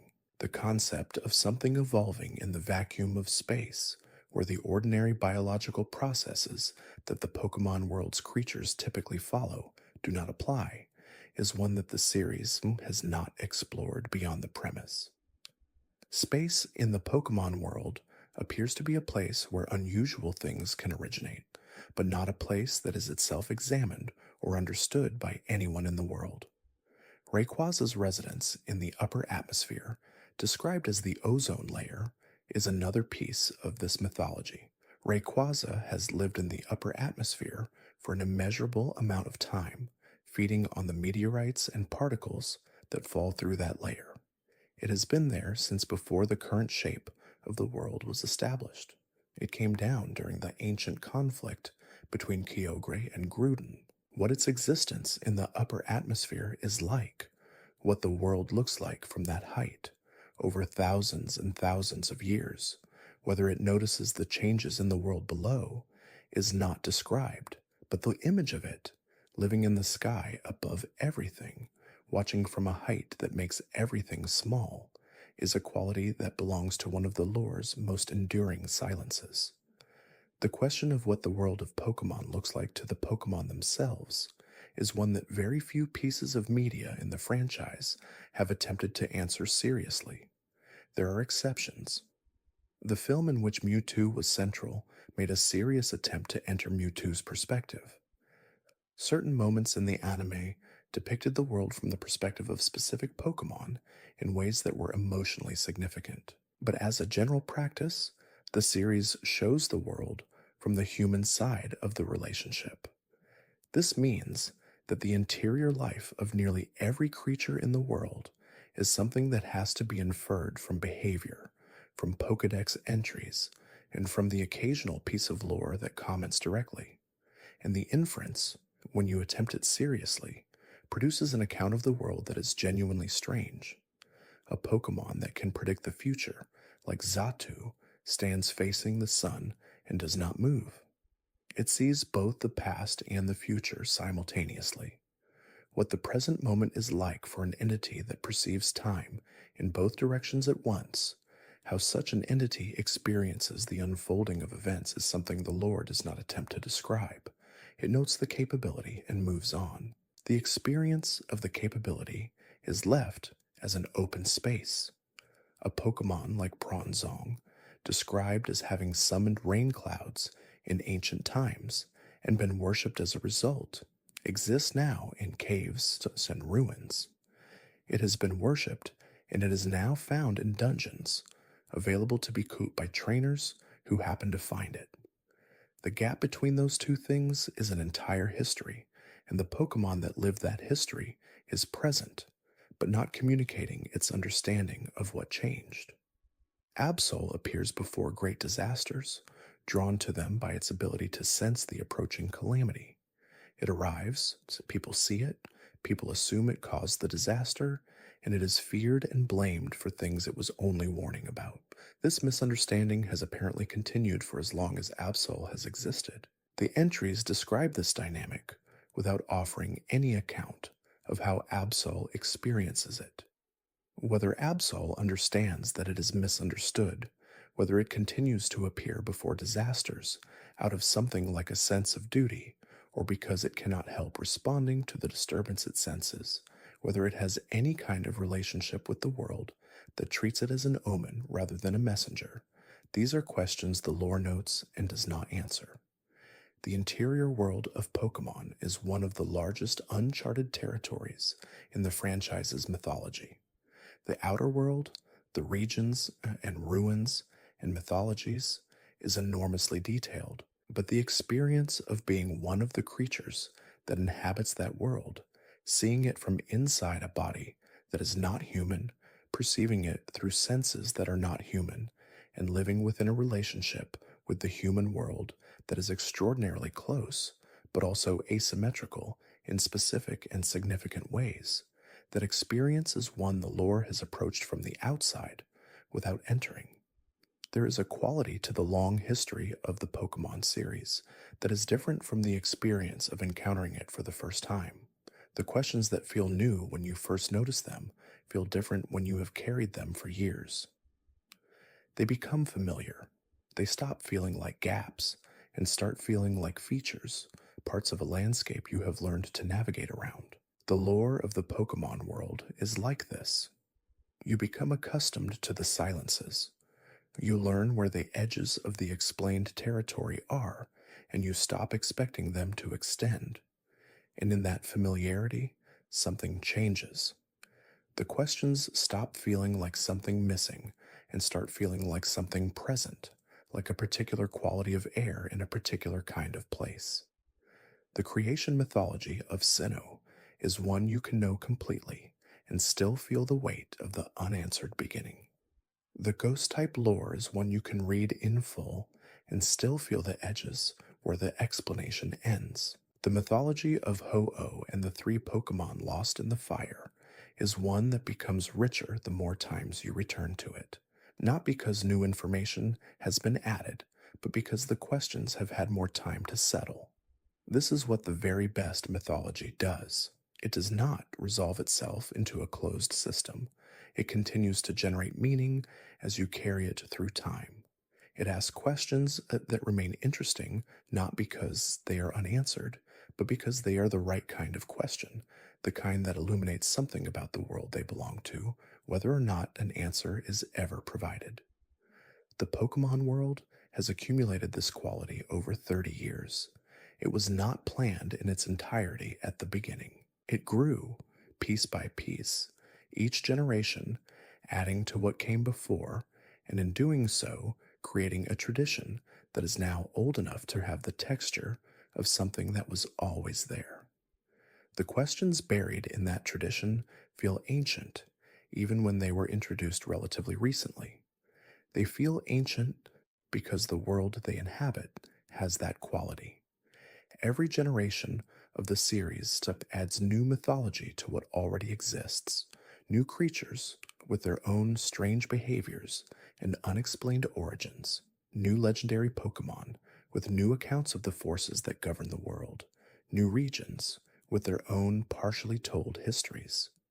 The accumulation of all of this over 3 decades produces a world whose total lore is far too large for any single person to hold in mind at once. And the questions are distributed through that lore like fossils through rock, present everywhere you look if you look with attention. The unanswered questions are not a problem the series has failed to solve. They are the series' most durable feature. They are the reason the world continues to feel worth returning to. They are the distance the horizon keeps maintaining, no matter how far you travel toward it. The depth the ocean keeps maintaining, no matter how long you stare down into it. The concept of legendary Pokemon exists in the series as a category, but what that category means is one of the things the lore has never fully clarified. The word legendary implies uniqueness, implies a creature that exists at a scale or of a significance that separates it from ordinary wild Pokemon. But the practical reality of the legendary category contains enormous variety, and the variety raises questions about what the defining feature actually is. Some legendary Pokemon are described as unique, as the only one of their kind. Arceus is one. Mewtwo, as a created being, is at least nominally unique, though the possibility of other Mewtwo having been created in the circumstances of the franchise's wider media has been raised. The 3 legendary birds of Kanto, Articuno, Zapdos, and Moltres, are each described in some entries as unique, but are also encountered as specific wild Pokemon in specific locations, which implies a kind of existence more continuous with wild Pokemon than the mythology around them might suggest. Other legendary Pokemon are described as having multiple individuals. Heatran, a legendary Pokemon associated with volcanic activity in the Sinnoh region, appears in multiple locations across the history of the games, implying that more than one exists. The legendary dogs of Johto, Raikou, Entei, and Suicune were described as having been created by Ho-Oh from three specific Pokemon lost in a specific fire, which would make them unique. But Suicune appears in locations across multiple regions in the Johto games, raising questions about whether it is moving or whether there is more than one. The question of whether a legendary Pokemon can be simultaneously unique, a single being whose existence has mythological significance, and catchable, capable of being placed in a Pokeball and carried in a collection alongside hundreds of other Pokemon, is one the series has never explicitly resolved. The act of catching a legendary in the games is treated as a significant event, but the implications of what that means for the legendary's mythological status, for the continued functioning of whatever role it serves in the world, are not addressed.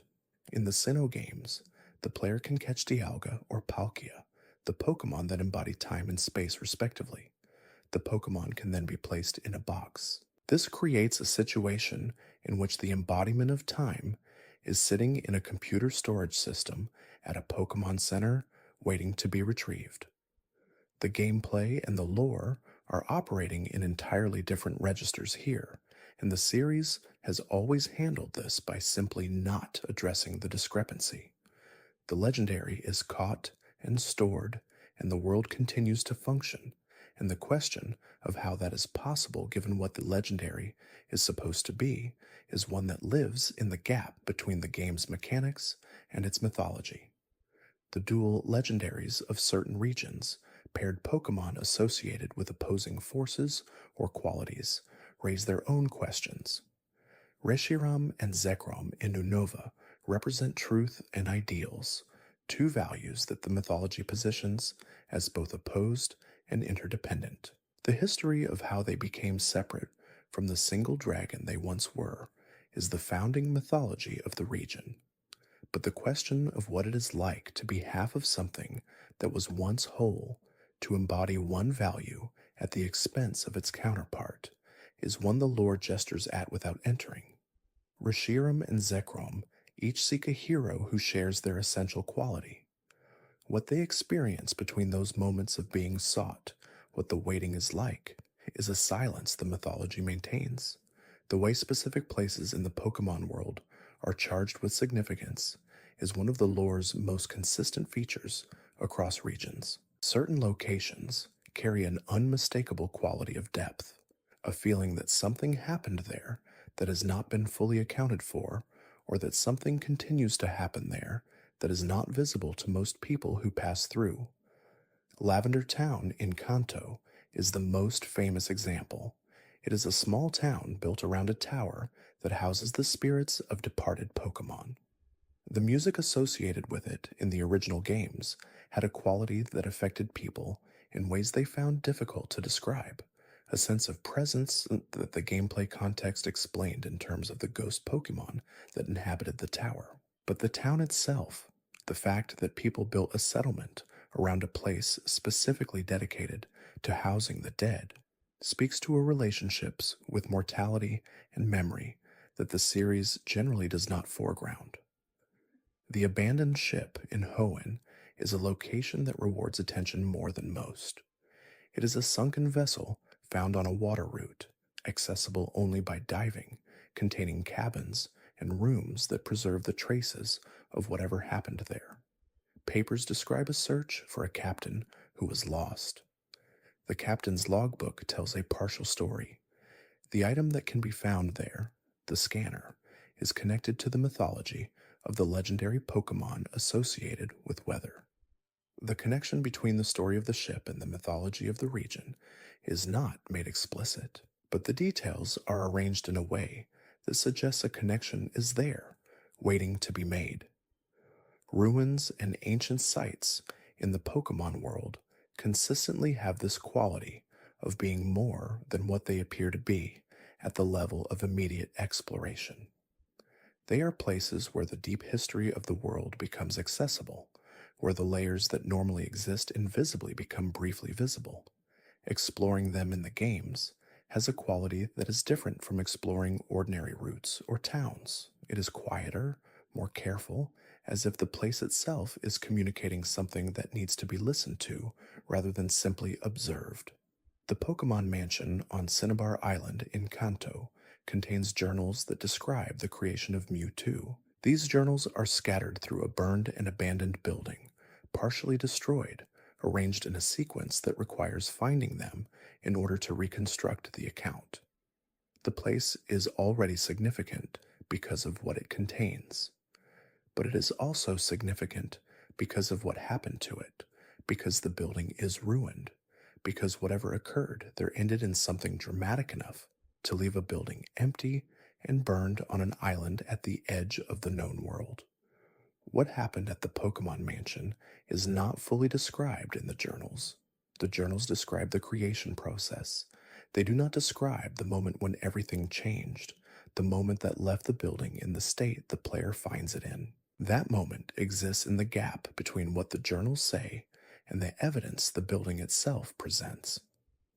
It is one of the most effective pieces of environmental storytelling in the series, using the absence of information to create a feeling that is more powerful than any explicit account would be. These charged places, scattered throughout the regions, are the sites where the lore is densest and the questions are most concentrated. They are where the world's depth becomes most visible, and they are, not coincidentally, the places that tend to stay in memory the longest after the game has been set down. The music of the Pokemon world is itself a piece of lore that rarely receives the attention it merits in discussions of the series' mythology. The compositions associated with specific legendary encounters, specific ancient locations, and specific moments of emotional significance are not simply accompaniment to gameplay. They are descriptions of something the visual elements cannot fully convey. The music that plays in the presence of Dialga and Palkia in the Sinnoh games has a quality that is different from the music associated with almost any other encounter in the series. It is larger, more ceremonial, more explicitly aware of the scale of what is being depicted. The music seems to understand that what is happening is not ordinary, and it communicates that understanding in a way that the visuals and the text cannot entirely account for. This is a kind of lore that exists in a different medium than the text of Pokédex entries or the dialogue of characters. It is lore that operates through feeling rather than through description, creating an understanding of what a place or a creature or a moment is that resists being translated into words. The places in the games that have the most powerful music are often the places where the lore is most concerned with depth, with age, with the quality of something enormous and not fully understood. The connection between music and mystery in the Pokemon world is not accidental. The composers of these games have consistently used music to mark the boundary between the ordinary and the significant, to signal when the player has moved into territory where the normal rules of the world are no longer entirely in effect. The music at the top of Mount Coronet, approaching the spear pillar, tells you something has changed before anything visual confirms it. The music in the distortion world has a quality that belongs specifically to a place where physics does not apply as expected. This dimension of the lore, the musical dimension, is one that the questions surrounding Pokemon mythology cannot fully account for because the questions are expressed in language, and language is a different tool. But it is worth noting that the series has always understood that there are aspects of what it is trying to communicate that cannot be communicated through text or image alone. The music is a form of acknowledgement that the world contains things that require more than one mode of expression to approach. As the lore of the Pokemon world continues to accumulate with each new generation, a question arises about the relationship between all of these mythologies. Sinnoh's creation story, Unova's founding mythology, Kalus's ancient war, Alola's light mythology, the ultra space cosmology, the ancient past depicted in Hisui. These are not separate accounts of separate worlds. They are partial accounts of a single world, a world whose total history is something that no single region's tradition preserves in full. The project of understanding the Pokemon world's history is one of assembling pieces that were never designed to fit together seamlessly, that were created at different times by different people with different contexts and different intentions, and that nonetheless belong to the same accumulation. The seams are visible. The places where one account does not quite align with another are part of the landscape of the lore.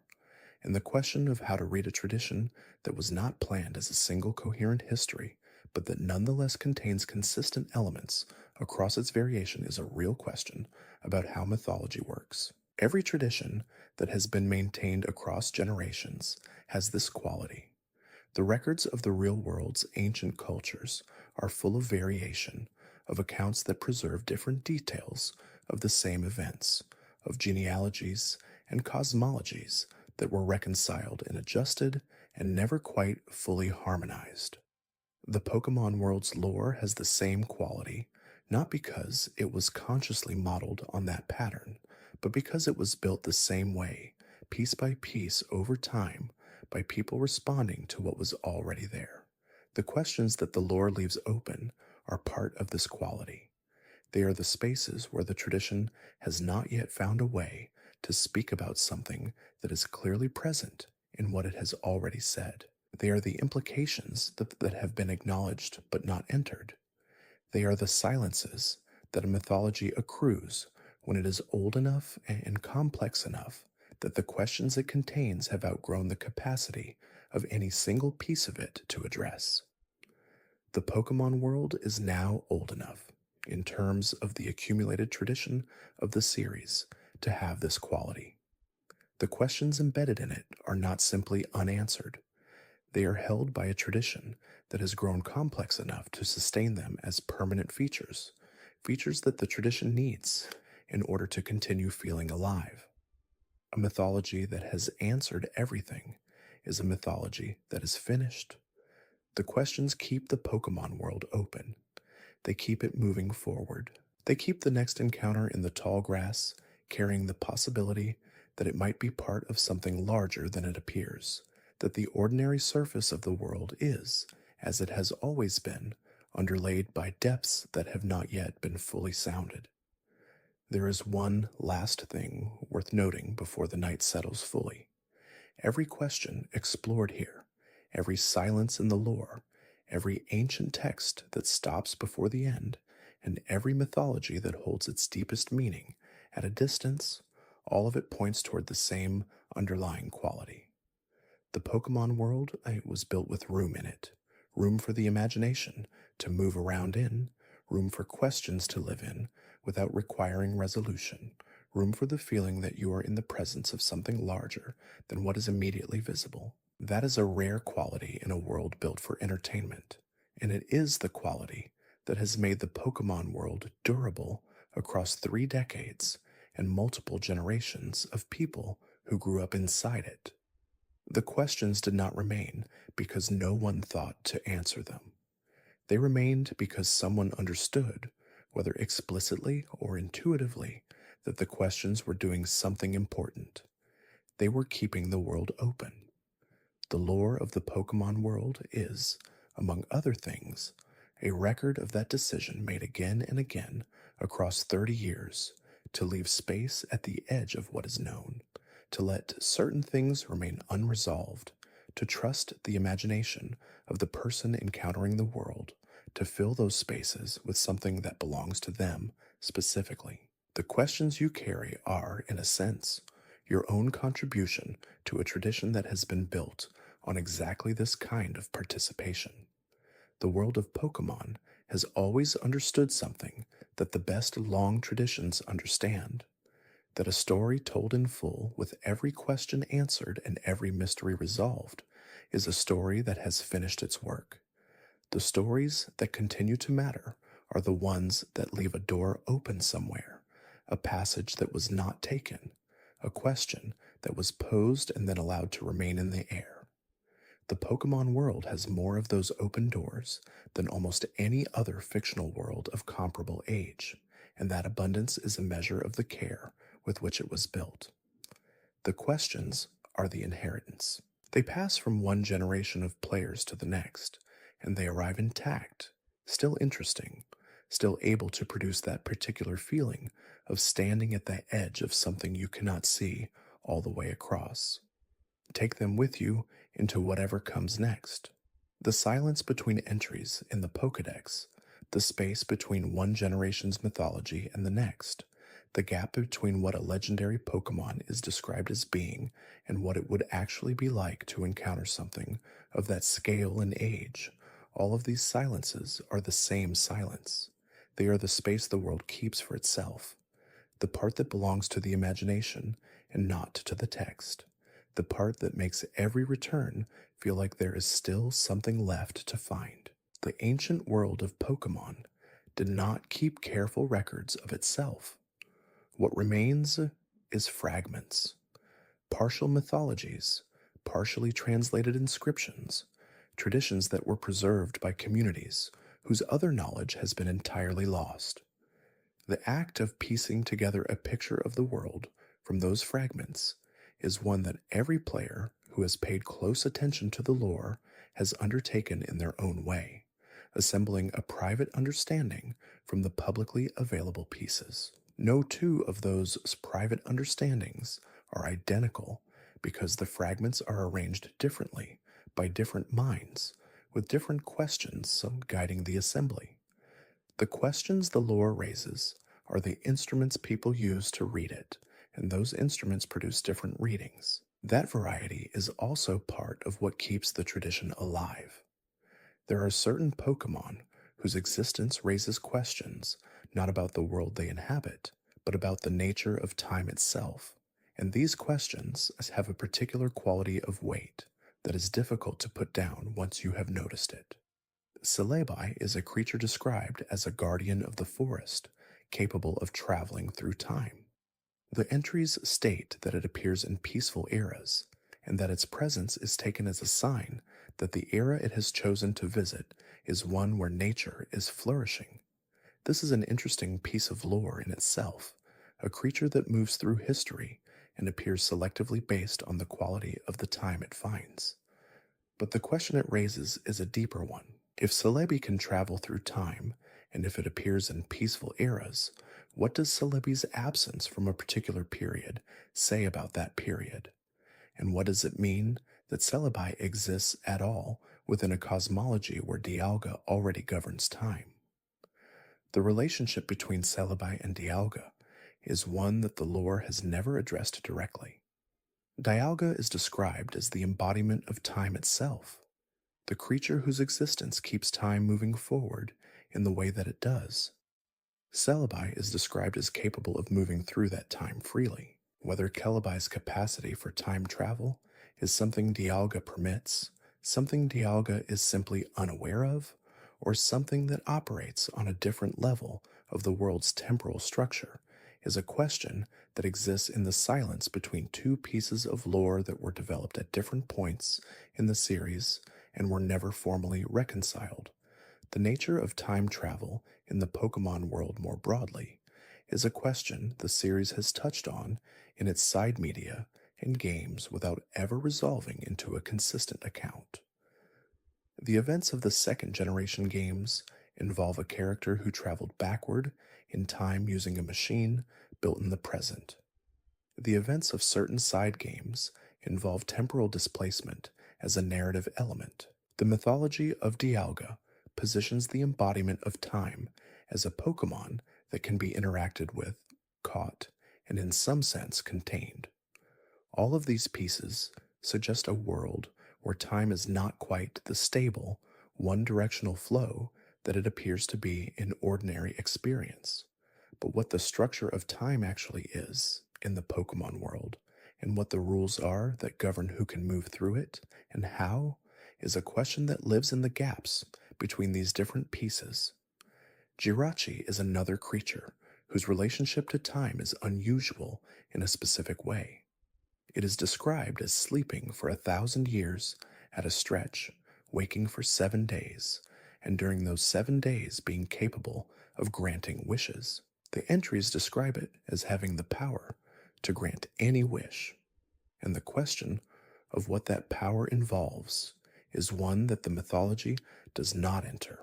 What does it mean to grant a wish? What are the limits of that capacity? The entries say any wish, which is an enormous claim. The mythology does not walk back from it or qualify it. Jirachi can grant any wish, and then it returns to sleep for 1,000 years.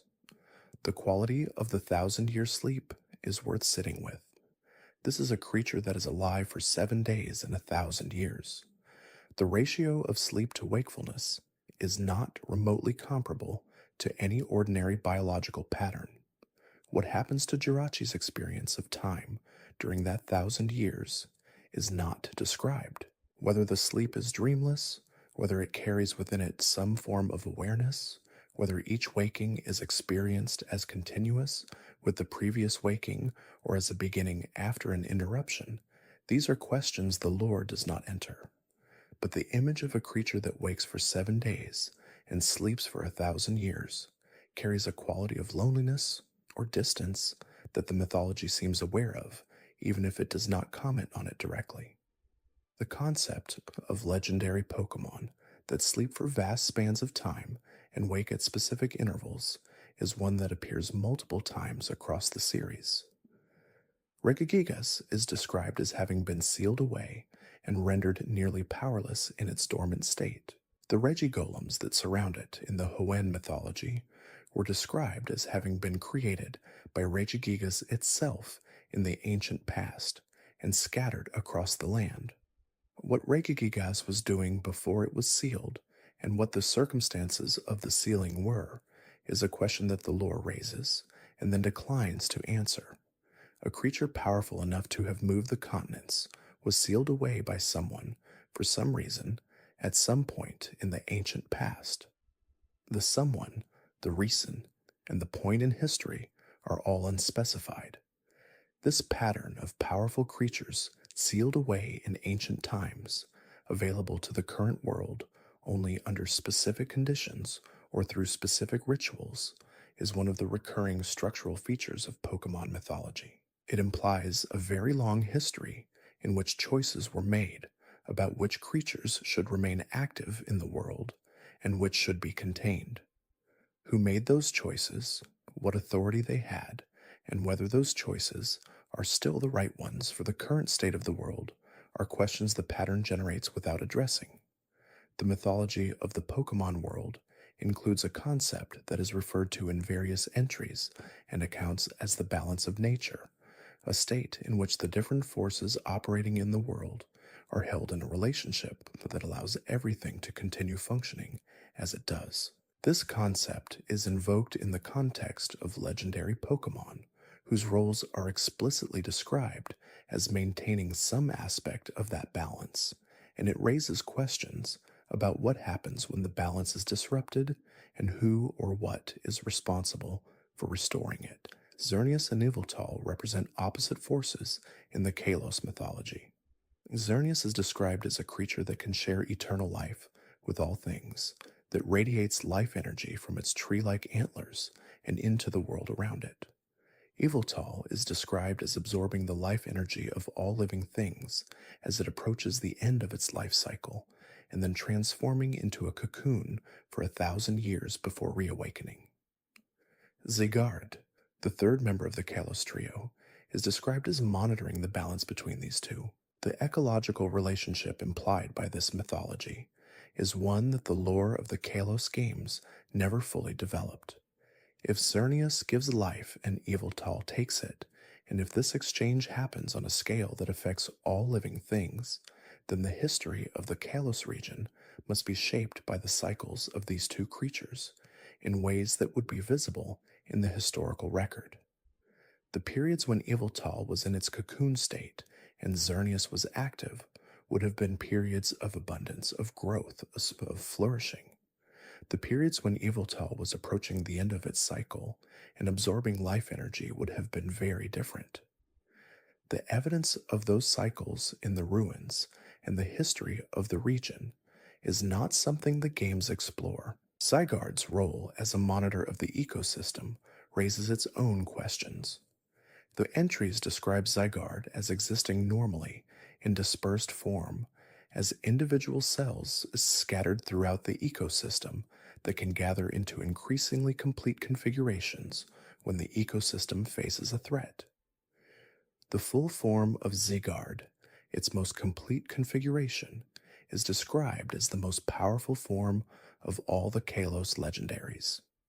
This is a creature that exists normally as invisible distributed intelligence within the natural world, observing everything and capable of assembling itself into enormous power only when necessary. The question of what Zygarde observes during the long periods when nothing requires its full attention and what the quality of that distributed existence is like is one of the stranger, unsolved aspects of the Pokemon world's ecology.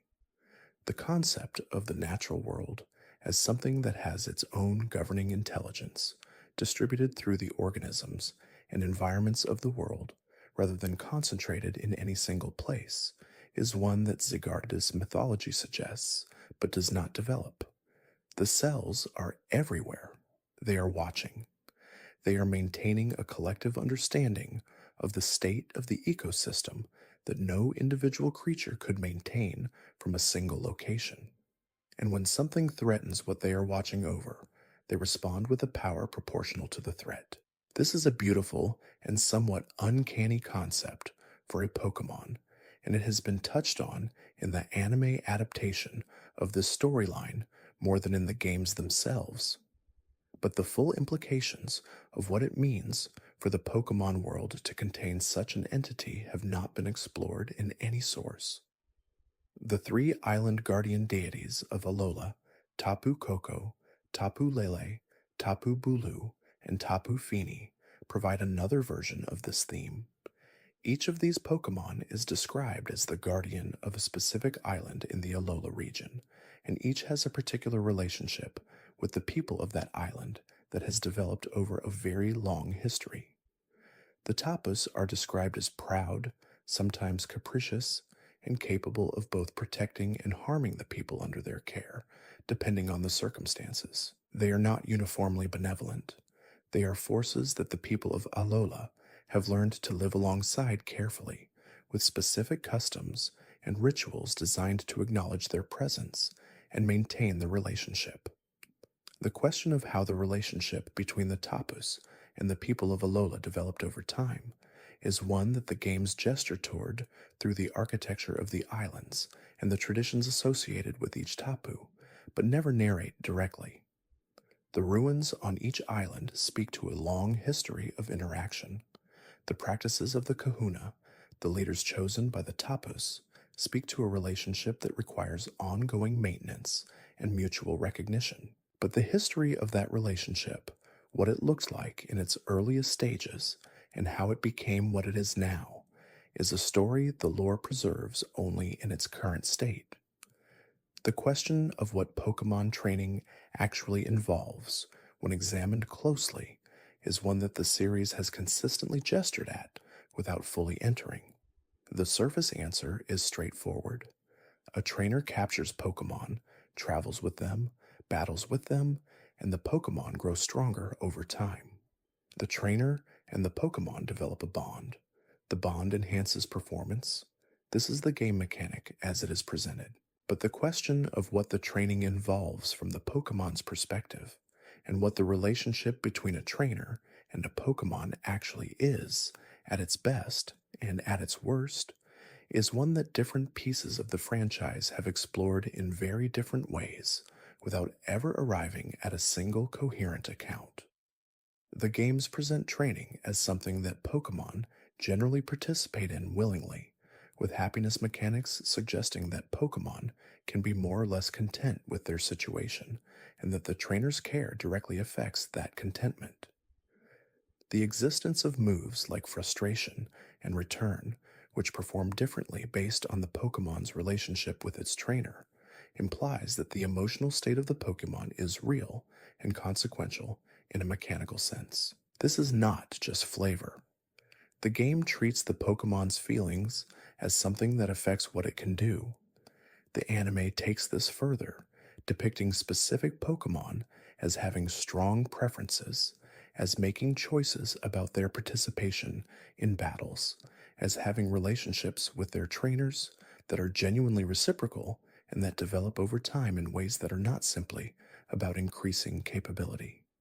Ash's relationship with Pikachu became one of the most recognized partnerships in popular culture precisely because it was depicted as a genuine relationship between two beings who had their own perspectives and who changed each other through the time they spent together.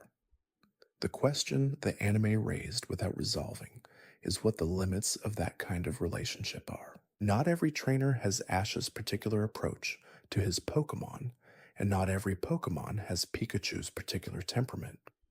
The variety of trainers and Pokemon in the world means that the range of relationships must be enormous, from the deeply reciprocal to the purely instrumental. The lore of the games acknowledges this range through the existence of villainous teams who treat Pokemon as tools and through characters who model more caring approaches. But the question of what ethical training looks like and what obligations a trainer takes on when they capture a Pokemon is one the series has circled without defining. The Pokemon Ranger games explored a different model of the human-Pokemon relationship, one in which Pokemon were not captured and kept, but were assisted temporarily and then returned to the wild. This model is positioned in those games as distinct from the ordinary trainer relationship, and it raises questions about whether the ordinary trainer relationship, the capturing and keeping, is something the Pokemon world has examined critically within its own mythology. The answer is that it has, in specific contexts, in specific games and arcs, but without ever arriving at a settled position on the question. The Pokemon world's relationship with the concept of freedom for its creatures is one of the most persistently ambiguous aspects of its lore. Pokemon live in the wild. They live in Pokeballs, they live in Pokemon centers, they are traded, released, bred, evolved, stored in boxes. The full range of ways that Pokemon exist in relation to human society is varied and complicated, and the lore engages with that complication, selectively illuminating certain aspects and leaving others in shadow. The mythology surrounding the legendary Pokemon Mew is one of the quietest and most significant in the series. Mew is described in its Pokédex entries as the ancestor of all Pokemon, as the creature whose genetic code contains within it the template for every other Pokemon that exists. This is a claim of enormous scope. Every Bulbasaur, every Magikarp, every Tyranitar, every creature that has ever been classified as a Pokemon carries within its genetics something derived from what Mew carries in its entirety. Mew is not simply an ancestor in the ordinary sense. It is described as a kind of living library containing all of what every other Pokemon is a specialized expression of. The question this raises about Mew's own experience of that situation is one of the lore's most unusual, unresolved threads. Mew can use any move. This is a consequence of carrying all possible genetic information. But what it is like to be a creature that contains within itself the potential for everything that every other Pokemon can do, while outwardly appearing as a small, pink, playful entity, is a question that sits in the gap between Mew's description and its presentation. Mew is also described as extraordinarily rare, encountered almost never, invisible to most observers. The entries suggest that Mew's presence is so unusual that encounters with it were historically dismissed as hallucinations, a creature that is the genetic foundation of all Pokemon and that almost no one ever sees, carries a particular quality of myth about it. It exists everywhere in the sense that everything derives from it, and it exists almost nowhere in the sense that it itself is almost never present. This paradox is not resolved in the lore. It is simply the quality of what Mew is. The existence of Mew alongside Arceus in the same cosmology creates a theological question the series has never addressed. If Arceus created the world and created the Pokemon within it, where does Mew fit? If Mew is the ancestor of all Pokemon, did Arceus create Mew and then Mew gave rise to all others? Or did Arceus create all Pokemon from Mew's template? Or did Mew arise independently of Arceus in some way that the mythology does not account for? The two creation premises, one involving a god who distributed creative work through Pokemon it made, and one involving a single progenitor whose genetic completeness gave rise to all diversity, are not reconciled anywhere in the canon. They exist simultaneously as the lore of different regions and different games, and the question of which is true, or whether they are describing different aspects of the same truth, is one the series has chosen not to answer. Mewtwo's relationship to this question adds another layer. Mewtwo was created from Mew's genetic material. If Mew contains the genetic foundation of all Pokemon, then Mewtwo was created from the most complete genetic library that exists. The scientists who created Mewtwo did so by taking that complete foundation and enhancing specific aspects of it for specific purposes. What they produced was a creature of extraordinary power who was also aware of itself in a way that went beyond what was planned.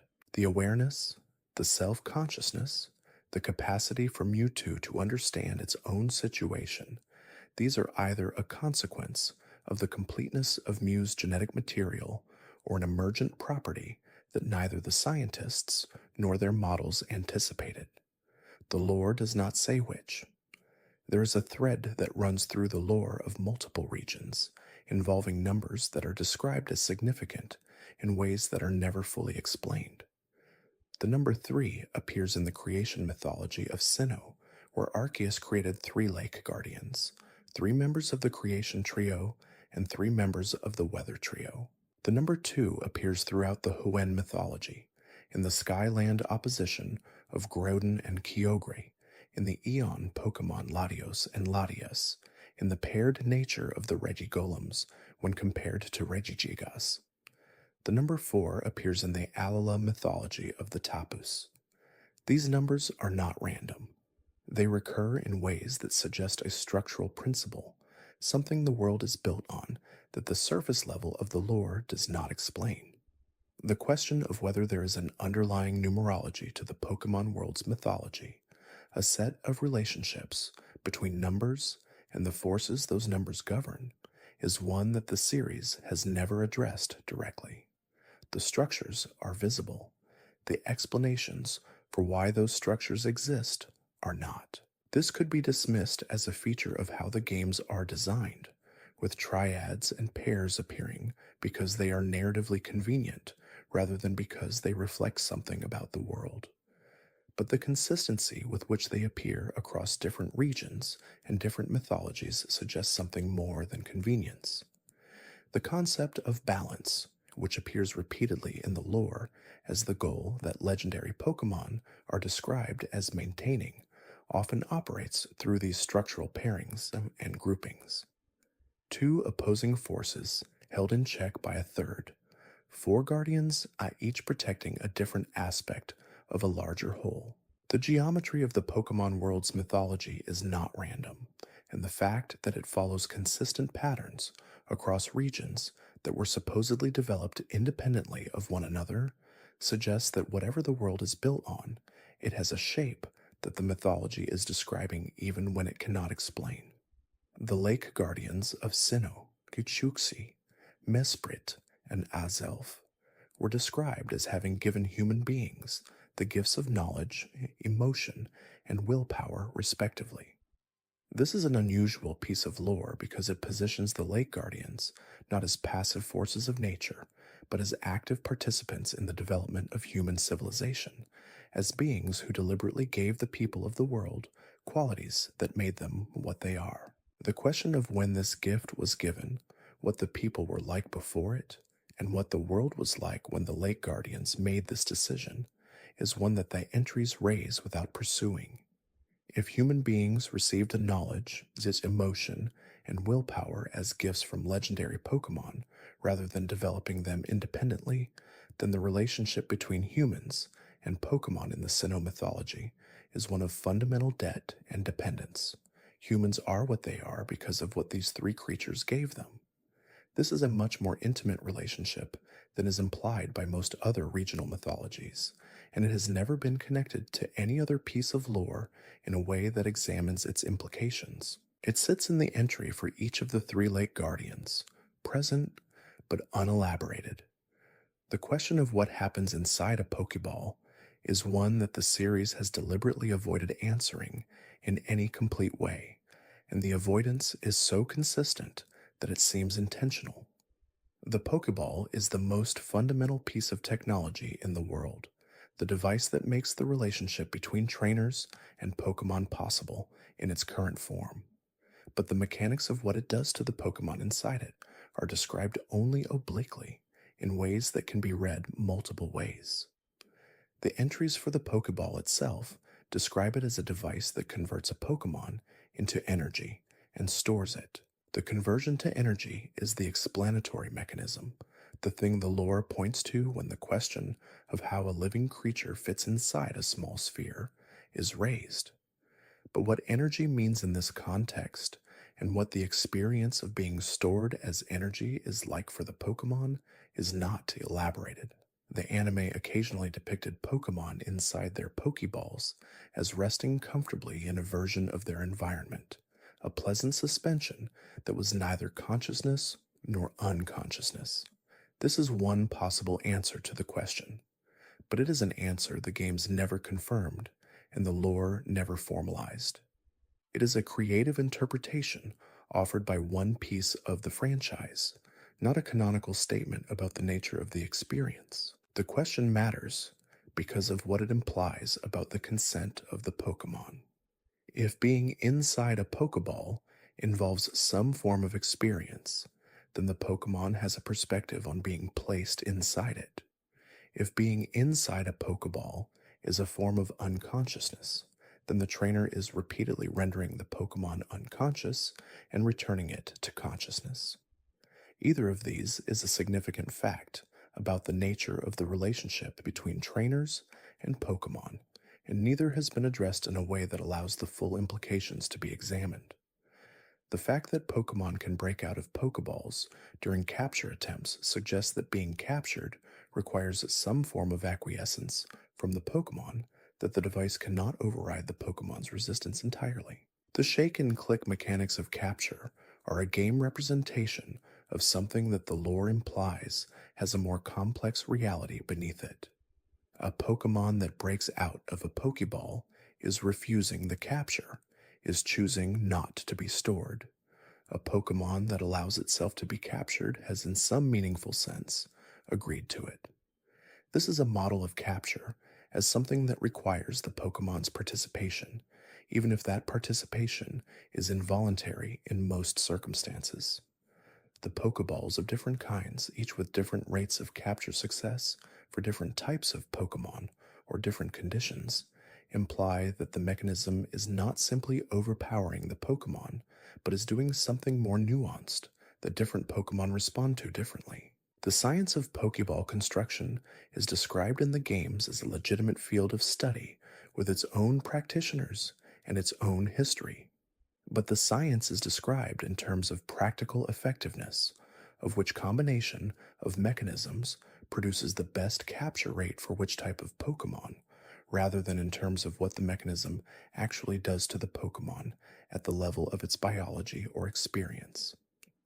This is one of the longest-standing questions in the Pokemon world, present since the first game and never addressed in a way that settles it. The Pokeball is so central to everything the franchise involves that answering this question fully would require confronting implications that the series may not wish to confront. And so it remains open, the most practical question about the most fundamental piece of technology in the world, answered only by the silence the lore maintains around it. There are places in the deep history of the Pokemon world where the lore suggests that the line between Pokemon and humans was not as clear as it is in the current era, and these suggestions raise questions that the series has never been willing to examine in full. The mythology of Unova describes a time when humans and Pokemon lived as equals, when the distinction between the two kinds of being was not organized around the practice of training and capture, but around a partnership between different kinds of beings who shared the same world without one governing the other. This is different from the current arrangement in a way that the games acknowledge without elaborating. The current arrangement, in which humans capture and train and travel with Pokemon, is presented as natural and good.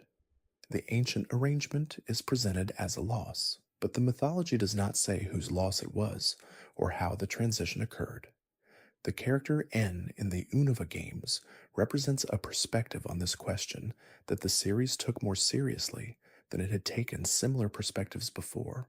N was raised by Pokemon, spent his formative years in their company, and came to understand the world through their perspective rather than through the human perspective that most trainers are raised with.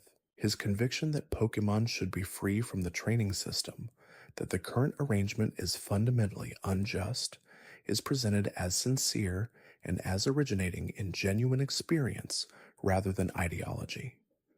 The game does not validate his position entirely, but it does not dismiss it either. His arguments are given enough weight that the player who engages with them seriously cannot simply set them aside. What the game ultimately presents as the resolution to N's challenge is not a definitive answer to the question he is asking. It is a different kind of resolution, one centered on the possibility of a genuine bond between a specific trainer and specific Pokemon as evidence that the relationship can be something other than what N experienced it to be. This is an emotional argument rather than a philosophical one. It addresses N's pain more than it addresses his reasoning, and the question he was raising, whether the systematic practice of capturing and training Pokemon is something that serves the Pokemon or only the humans, is one that the story left standing at the end. The existence of Pokemon who are genuinely happy, who demonstrate affection, who choose their trainers through the particular bond mechanics that certain games implement, is the franchise's ongoing answer to N's question.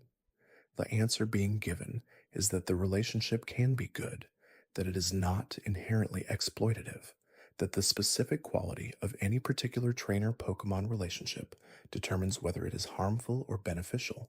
This is a reasonable answer to the practical question. But N was asking a structural question about the system, and the structural question remains largely unanswered. The concept of type advantages in the Pokemon world is one that the series has never given a satisfying in-world explanation for. Water quenches fire. Fire melts ice. Rock breaks flying things. These relationships have a certain intuitive logic in some cases, but the full type chart, with its 36 intersection effects of 18 types, contains entries that defy any simple explanation. Why does poison damage fairy type Pokemon?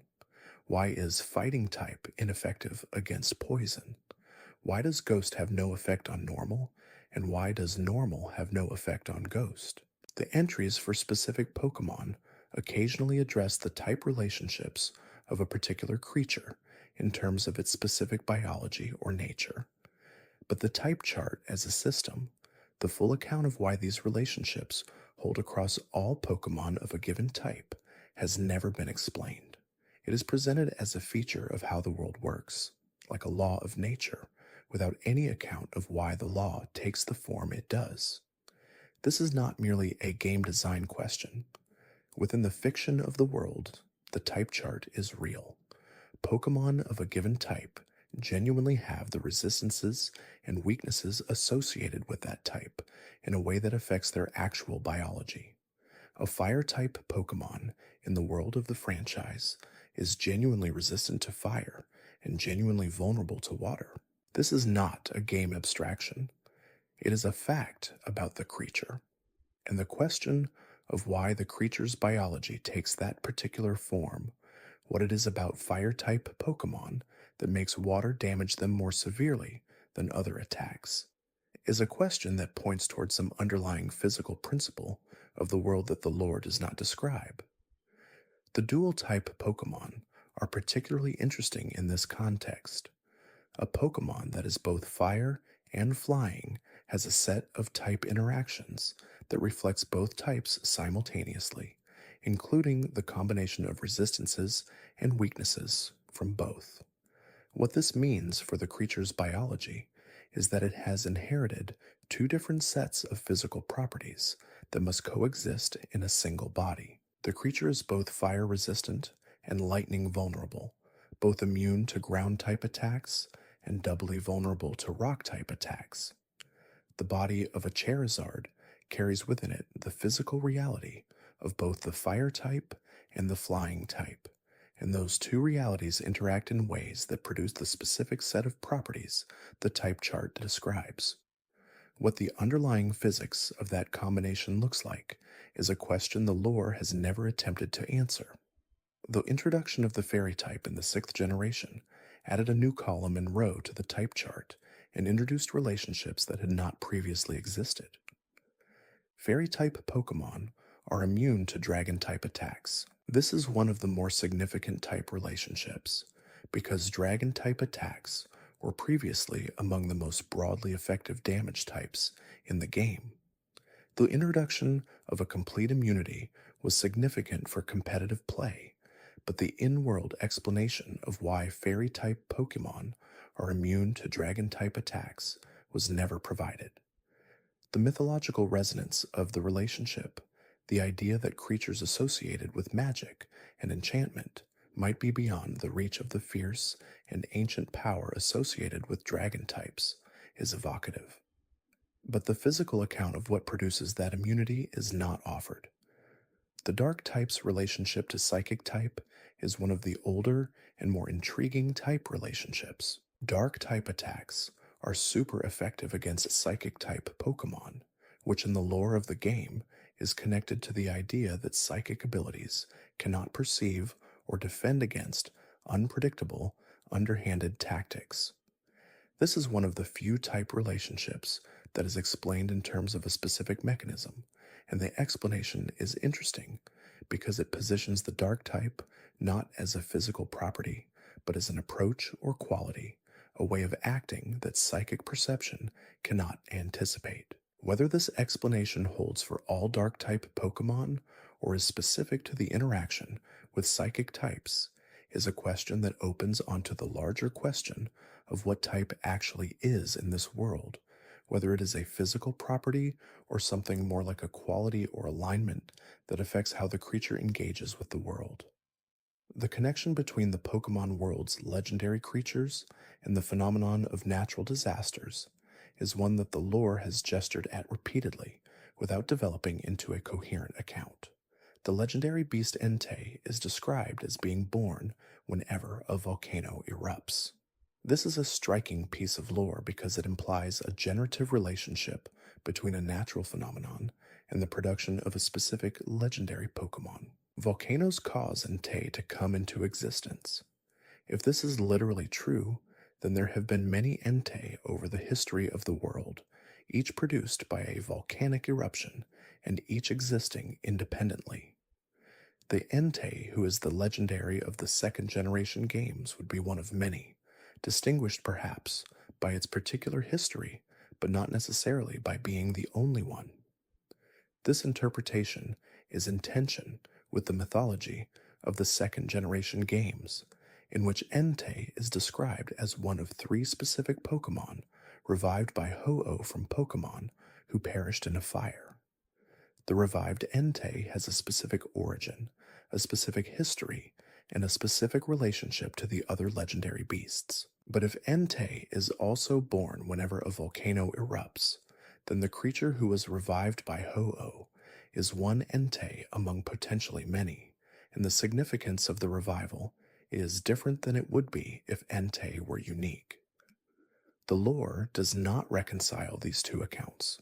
They coexist in the entries without acknowledgement of the tension between them.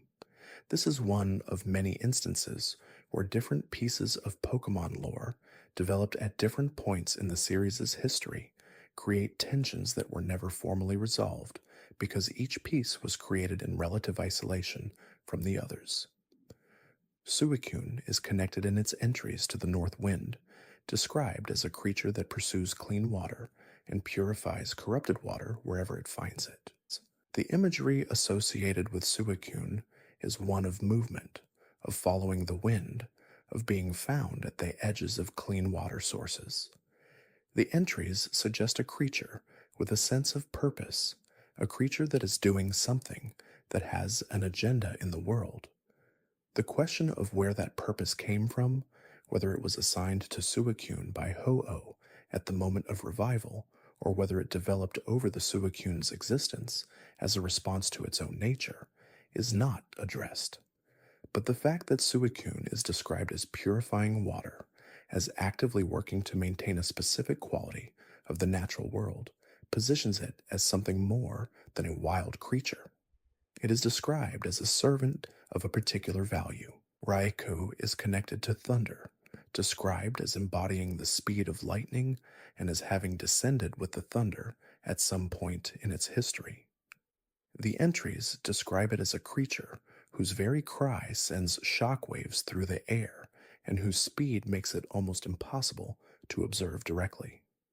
The character of Raikou in the entries is less specific than Suicune is in terms of purpose, more purely elemental, more defined by its capabilities than by any sense of mission. The contrast between the three legendary beasts, in terms of how specifically their characters and purposes are described, is itself an unresolved question. Were they given different roles by Ho-Oh at the moment of their revival, or did they develop differently over time, or were there differences present in the Pokemon they were revived from? The mythologies of Raikou, Entei, and Suicune were never given the kind of extended narrative attention that would allow these questions to be answered. They appear in their respective routes, they roam the overworld, they are encountered and caught or not caught, and the deeper account of what they are and what they are doing in the world is left in the space that entries open without filling. There is a quality to the deep caves of the Pokemon world that is different from the quality of any other kind of location. The caves are where the most ancient things are found. The fossil Pokemon are found in caves. The oldest and most powerful Pokemon tend to have their lairs in cave systems. The mythology of the underground, the space beneath the ordinary world, is one that the series has used consistently across generations without ever fully articulating what it means. Mount Coronet in Sinnoh is the most extreme example of this. It is a mountain that runs through the center of the entire region, dividing east from west, and at its peak is the Spear Pillar, the location where the legendary Pokemon of time and space and antimatter can be reached. The mountain is described in the mythology as the center of the world, as the point around which everything else is organized. Walking through it, from the lower caves to the higher passages to the summit, has a quality of ascent that is both literal and thematic. But the caves inside Mount Coronet also contain things that are not connected to the creation mythology. They contain ordinary wild Pokemon, items left behind by travelers, areas that feel more geological than mythological. The coexistence of the cosmic and the ordinary within the same cave system is one of the things that makes Mount Coronet feel real in the way that genuinely ancient places feel real. They contain both the specific things that made them significant and the accumulated ordinary details that time deposits around any place that has existed long enough. The ruins of ancient temples within caves, found in multiple regions, carry the same quality. The ruins of Alph contain unknown and ancient drawings and suggest a civilization that used this underground space for purposes that were important to them. The seafloor cavern in Hoenn contains Kyogre sleeping at the bottom of the sea. The caves of various regions contain Pokemon that are described in their entries as almost never encountering humans, as living at depths that are rarely visited, as representing aspects of the natural world that exist without human awareness or attention. The ecological depth of the Pokemon world's cave systems is something the games represent through the variety of Pokemon found in different zones of a cave, with different creatures found at different depths. But the full account of what lives at the deepest levels of the world's cave systems, in the places no trainer has ever mapped, is a question the lore leaves as open as the caves themselves. The concept of the deep earth in the Pokemon world also connects to Groudon's mythology. Groudon slept beneath the ocean floor in the Hoenn region, at a depth below the seafloor cavern, in a place called the Cave of Origin. What the Cave of Origin is, and why Groudon chose it as its resting place, whether it is a place of particular significance in the geology or mythology of the world, is not explained. The name implies something meaningful, implies that this cave is connected to a beginning rather than simply being a convenient location. But the nature of that connection is not articulated. The caves are the oldest layer of the world. They contain the things that were there before the surface was shaped into the form it currently has. They are where the history the surface does not preserve is kept. And the questions embedded in the Pokemon world's cave systems are the questions that the oldest history asks, the ones that cannot be answered by consulting the libraries or the traditions of any existing civilization because they predate all of them.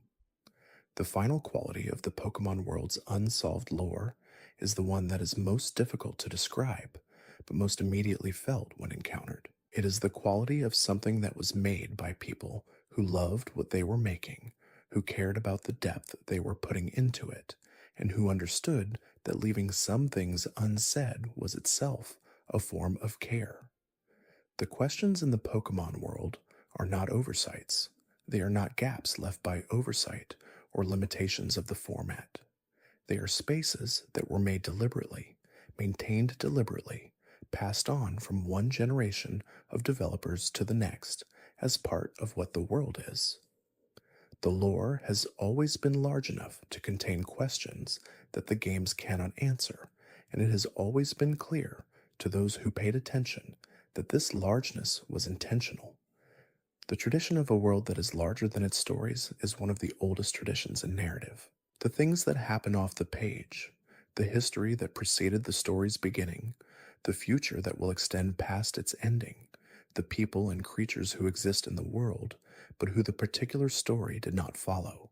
All of these constitute the largeness that makes a fictional world feel real rather than constructed. The Pokemon world has this largeness in abundance, and the unsolved lore is its most visible expression of it. Every time a new generation adds new mythology, new creatures, new regions, the world grows. And every time it grows, the questions it contains multiply. Not because the new content creates contradictions with the old, though sometimes it does, but because each new piece of the world opens perspectives on the rest of it that were not available before. New light falls on old questions. Questions that seemed settled in one context reveal new dimensions in another. The tradition keeps generating meaning because the tradition keeps growing, and the questions keep finding new contexts in which to live. The Pokemon world does not give up its secrets easily. That is the quality it started with, and it is the quality it has maintained through every generation, every new mechanic, every new legendary, every new mythology added to the accumulation. The secrets are still there. They are still patient. They are still waiting in the margins of everything you thought you understood, ready to surface whenever you turn your attention toward them.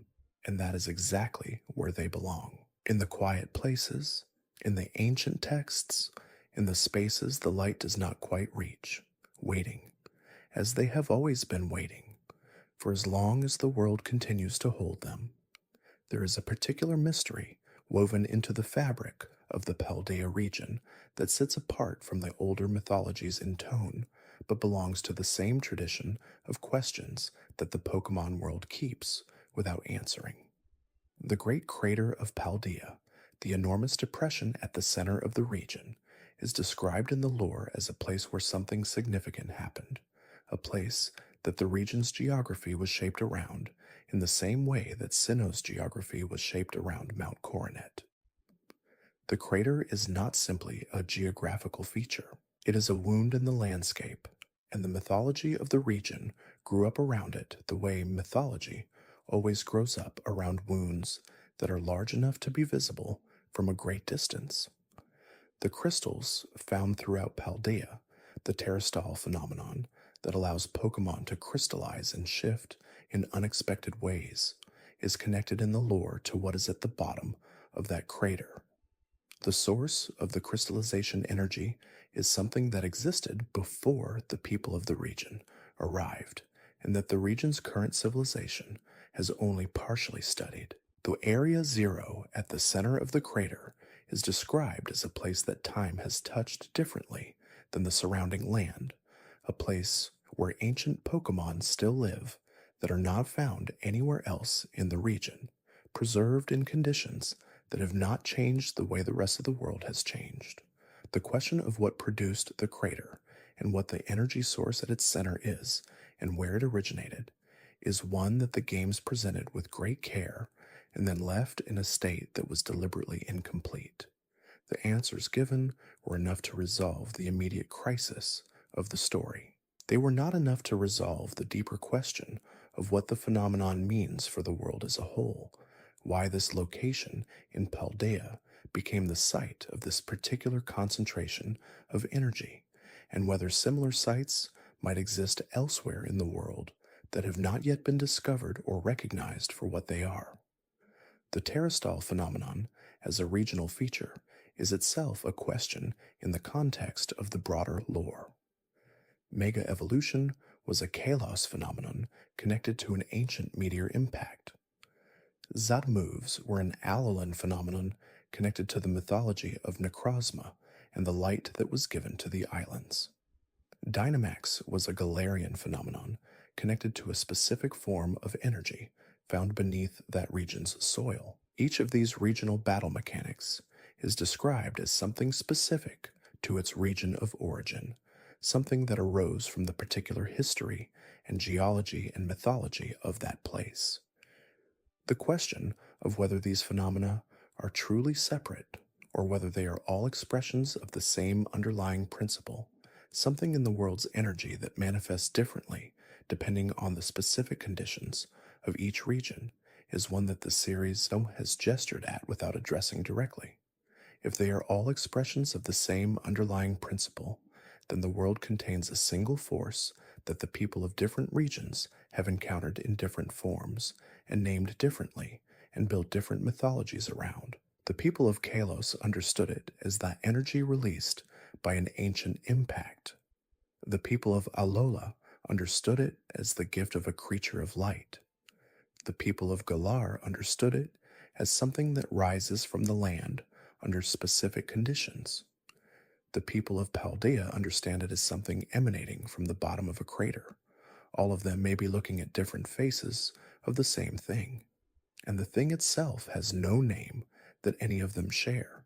The mythology of the Scarlet Book and the Violet Book, the ancient texts at the center of the Paldea story, describes a researcher who traveled backward in time and encountered the ancient past of the region directly. The account of that journey, preserved in those books, has a quality of fragmentation that belongs to any account of something that was experienced at the limits of what experience can contain. The researcher saw things. The researcher wrote things down. The things that were written down are what the current world has access to. The things that the researcher experienced but could not write down, the things that exceeded the capacity of language to preserve, those things exist only as the absence in the account where they would have been. This is a particularly resonant piece of lore because it draws attention to the limits of the record itself. The books are not a complete account. They could not be a complete account. They are the portion of an experience that could be translated into language and preserved on paper, and that portion is already partial and already shaped by the translation. What the full experience was, what the ancient past of Paldea was like in all the detail that a person moving through it would encounter, is something that no text can fully hold. The question this raises about all of the Pokemon world's ancient texts and mythologies is a quiet but significant one. Every account preserved in ruins, every tablet translated by scholars, every oral tradition written down, all of them are translations of an experience into a form that could be carried forward. The original experience is gone. What remains is the residue of it, the portion that could be shaped into a form that time could carry. The full truth of the ancient world is not in any of the texts. It is in the gap between what the texts say and what was actually there, a gap that closes in the direction of the past and cannot be reopened. This is why the unsolved lore of the Pokemon world is not simply a matter of missing information. It is a matter of missing experience. The answers to the questions are not hidden in a text that has not yet been found. They existed in moments that are genuinely gone, in the experiences of people and creatures who lived through things that left traces but not records. The traces point toward the questions. The questions point toward a past that can be felt at its edges, but not entered.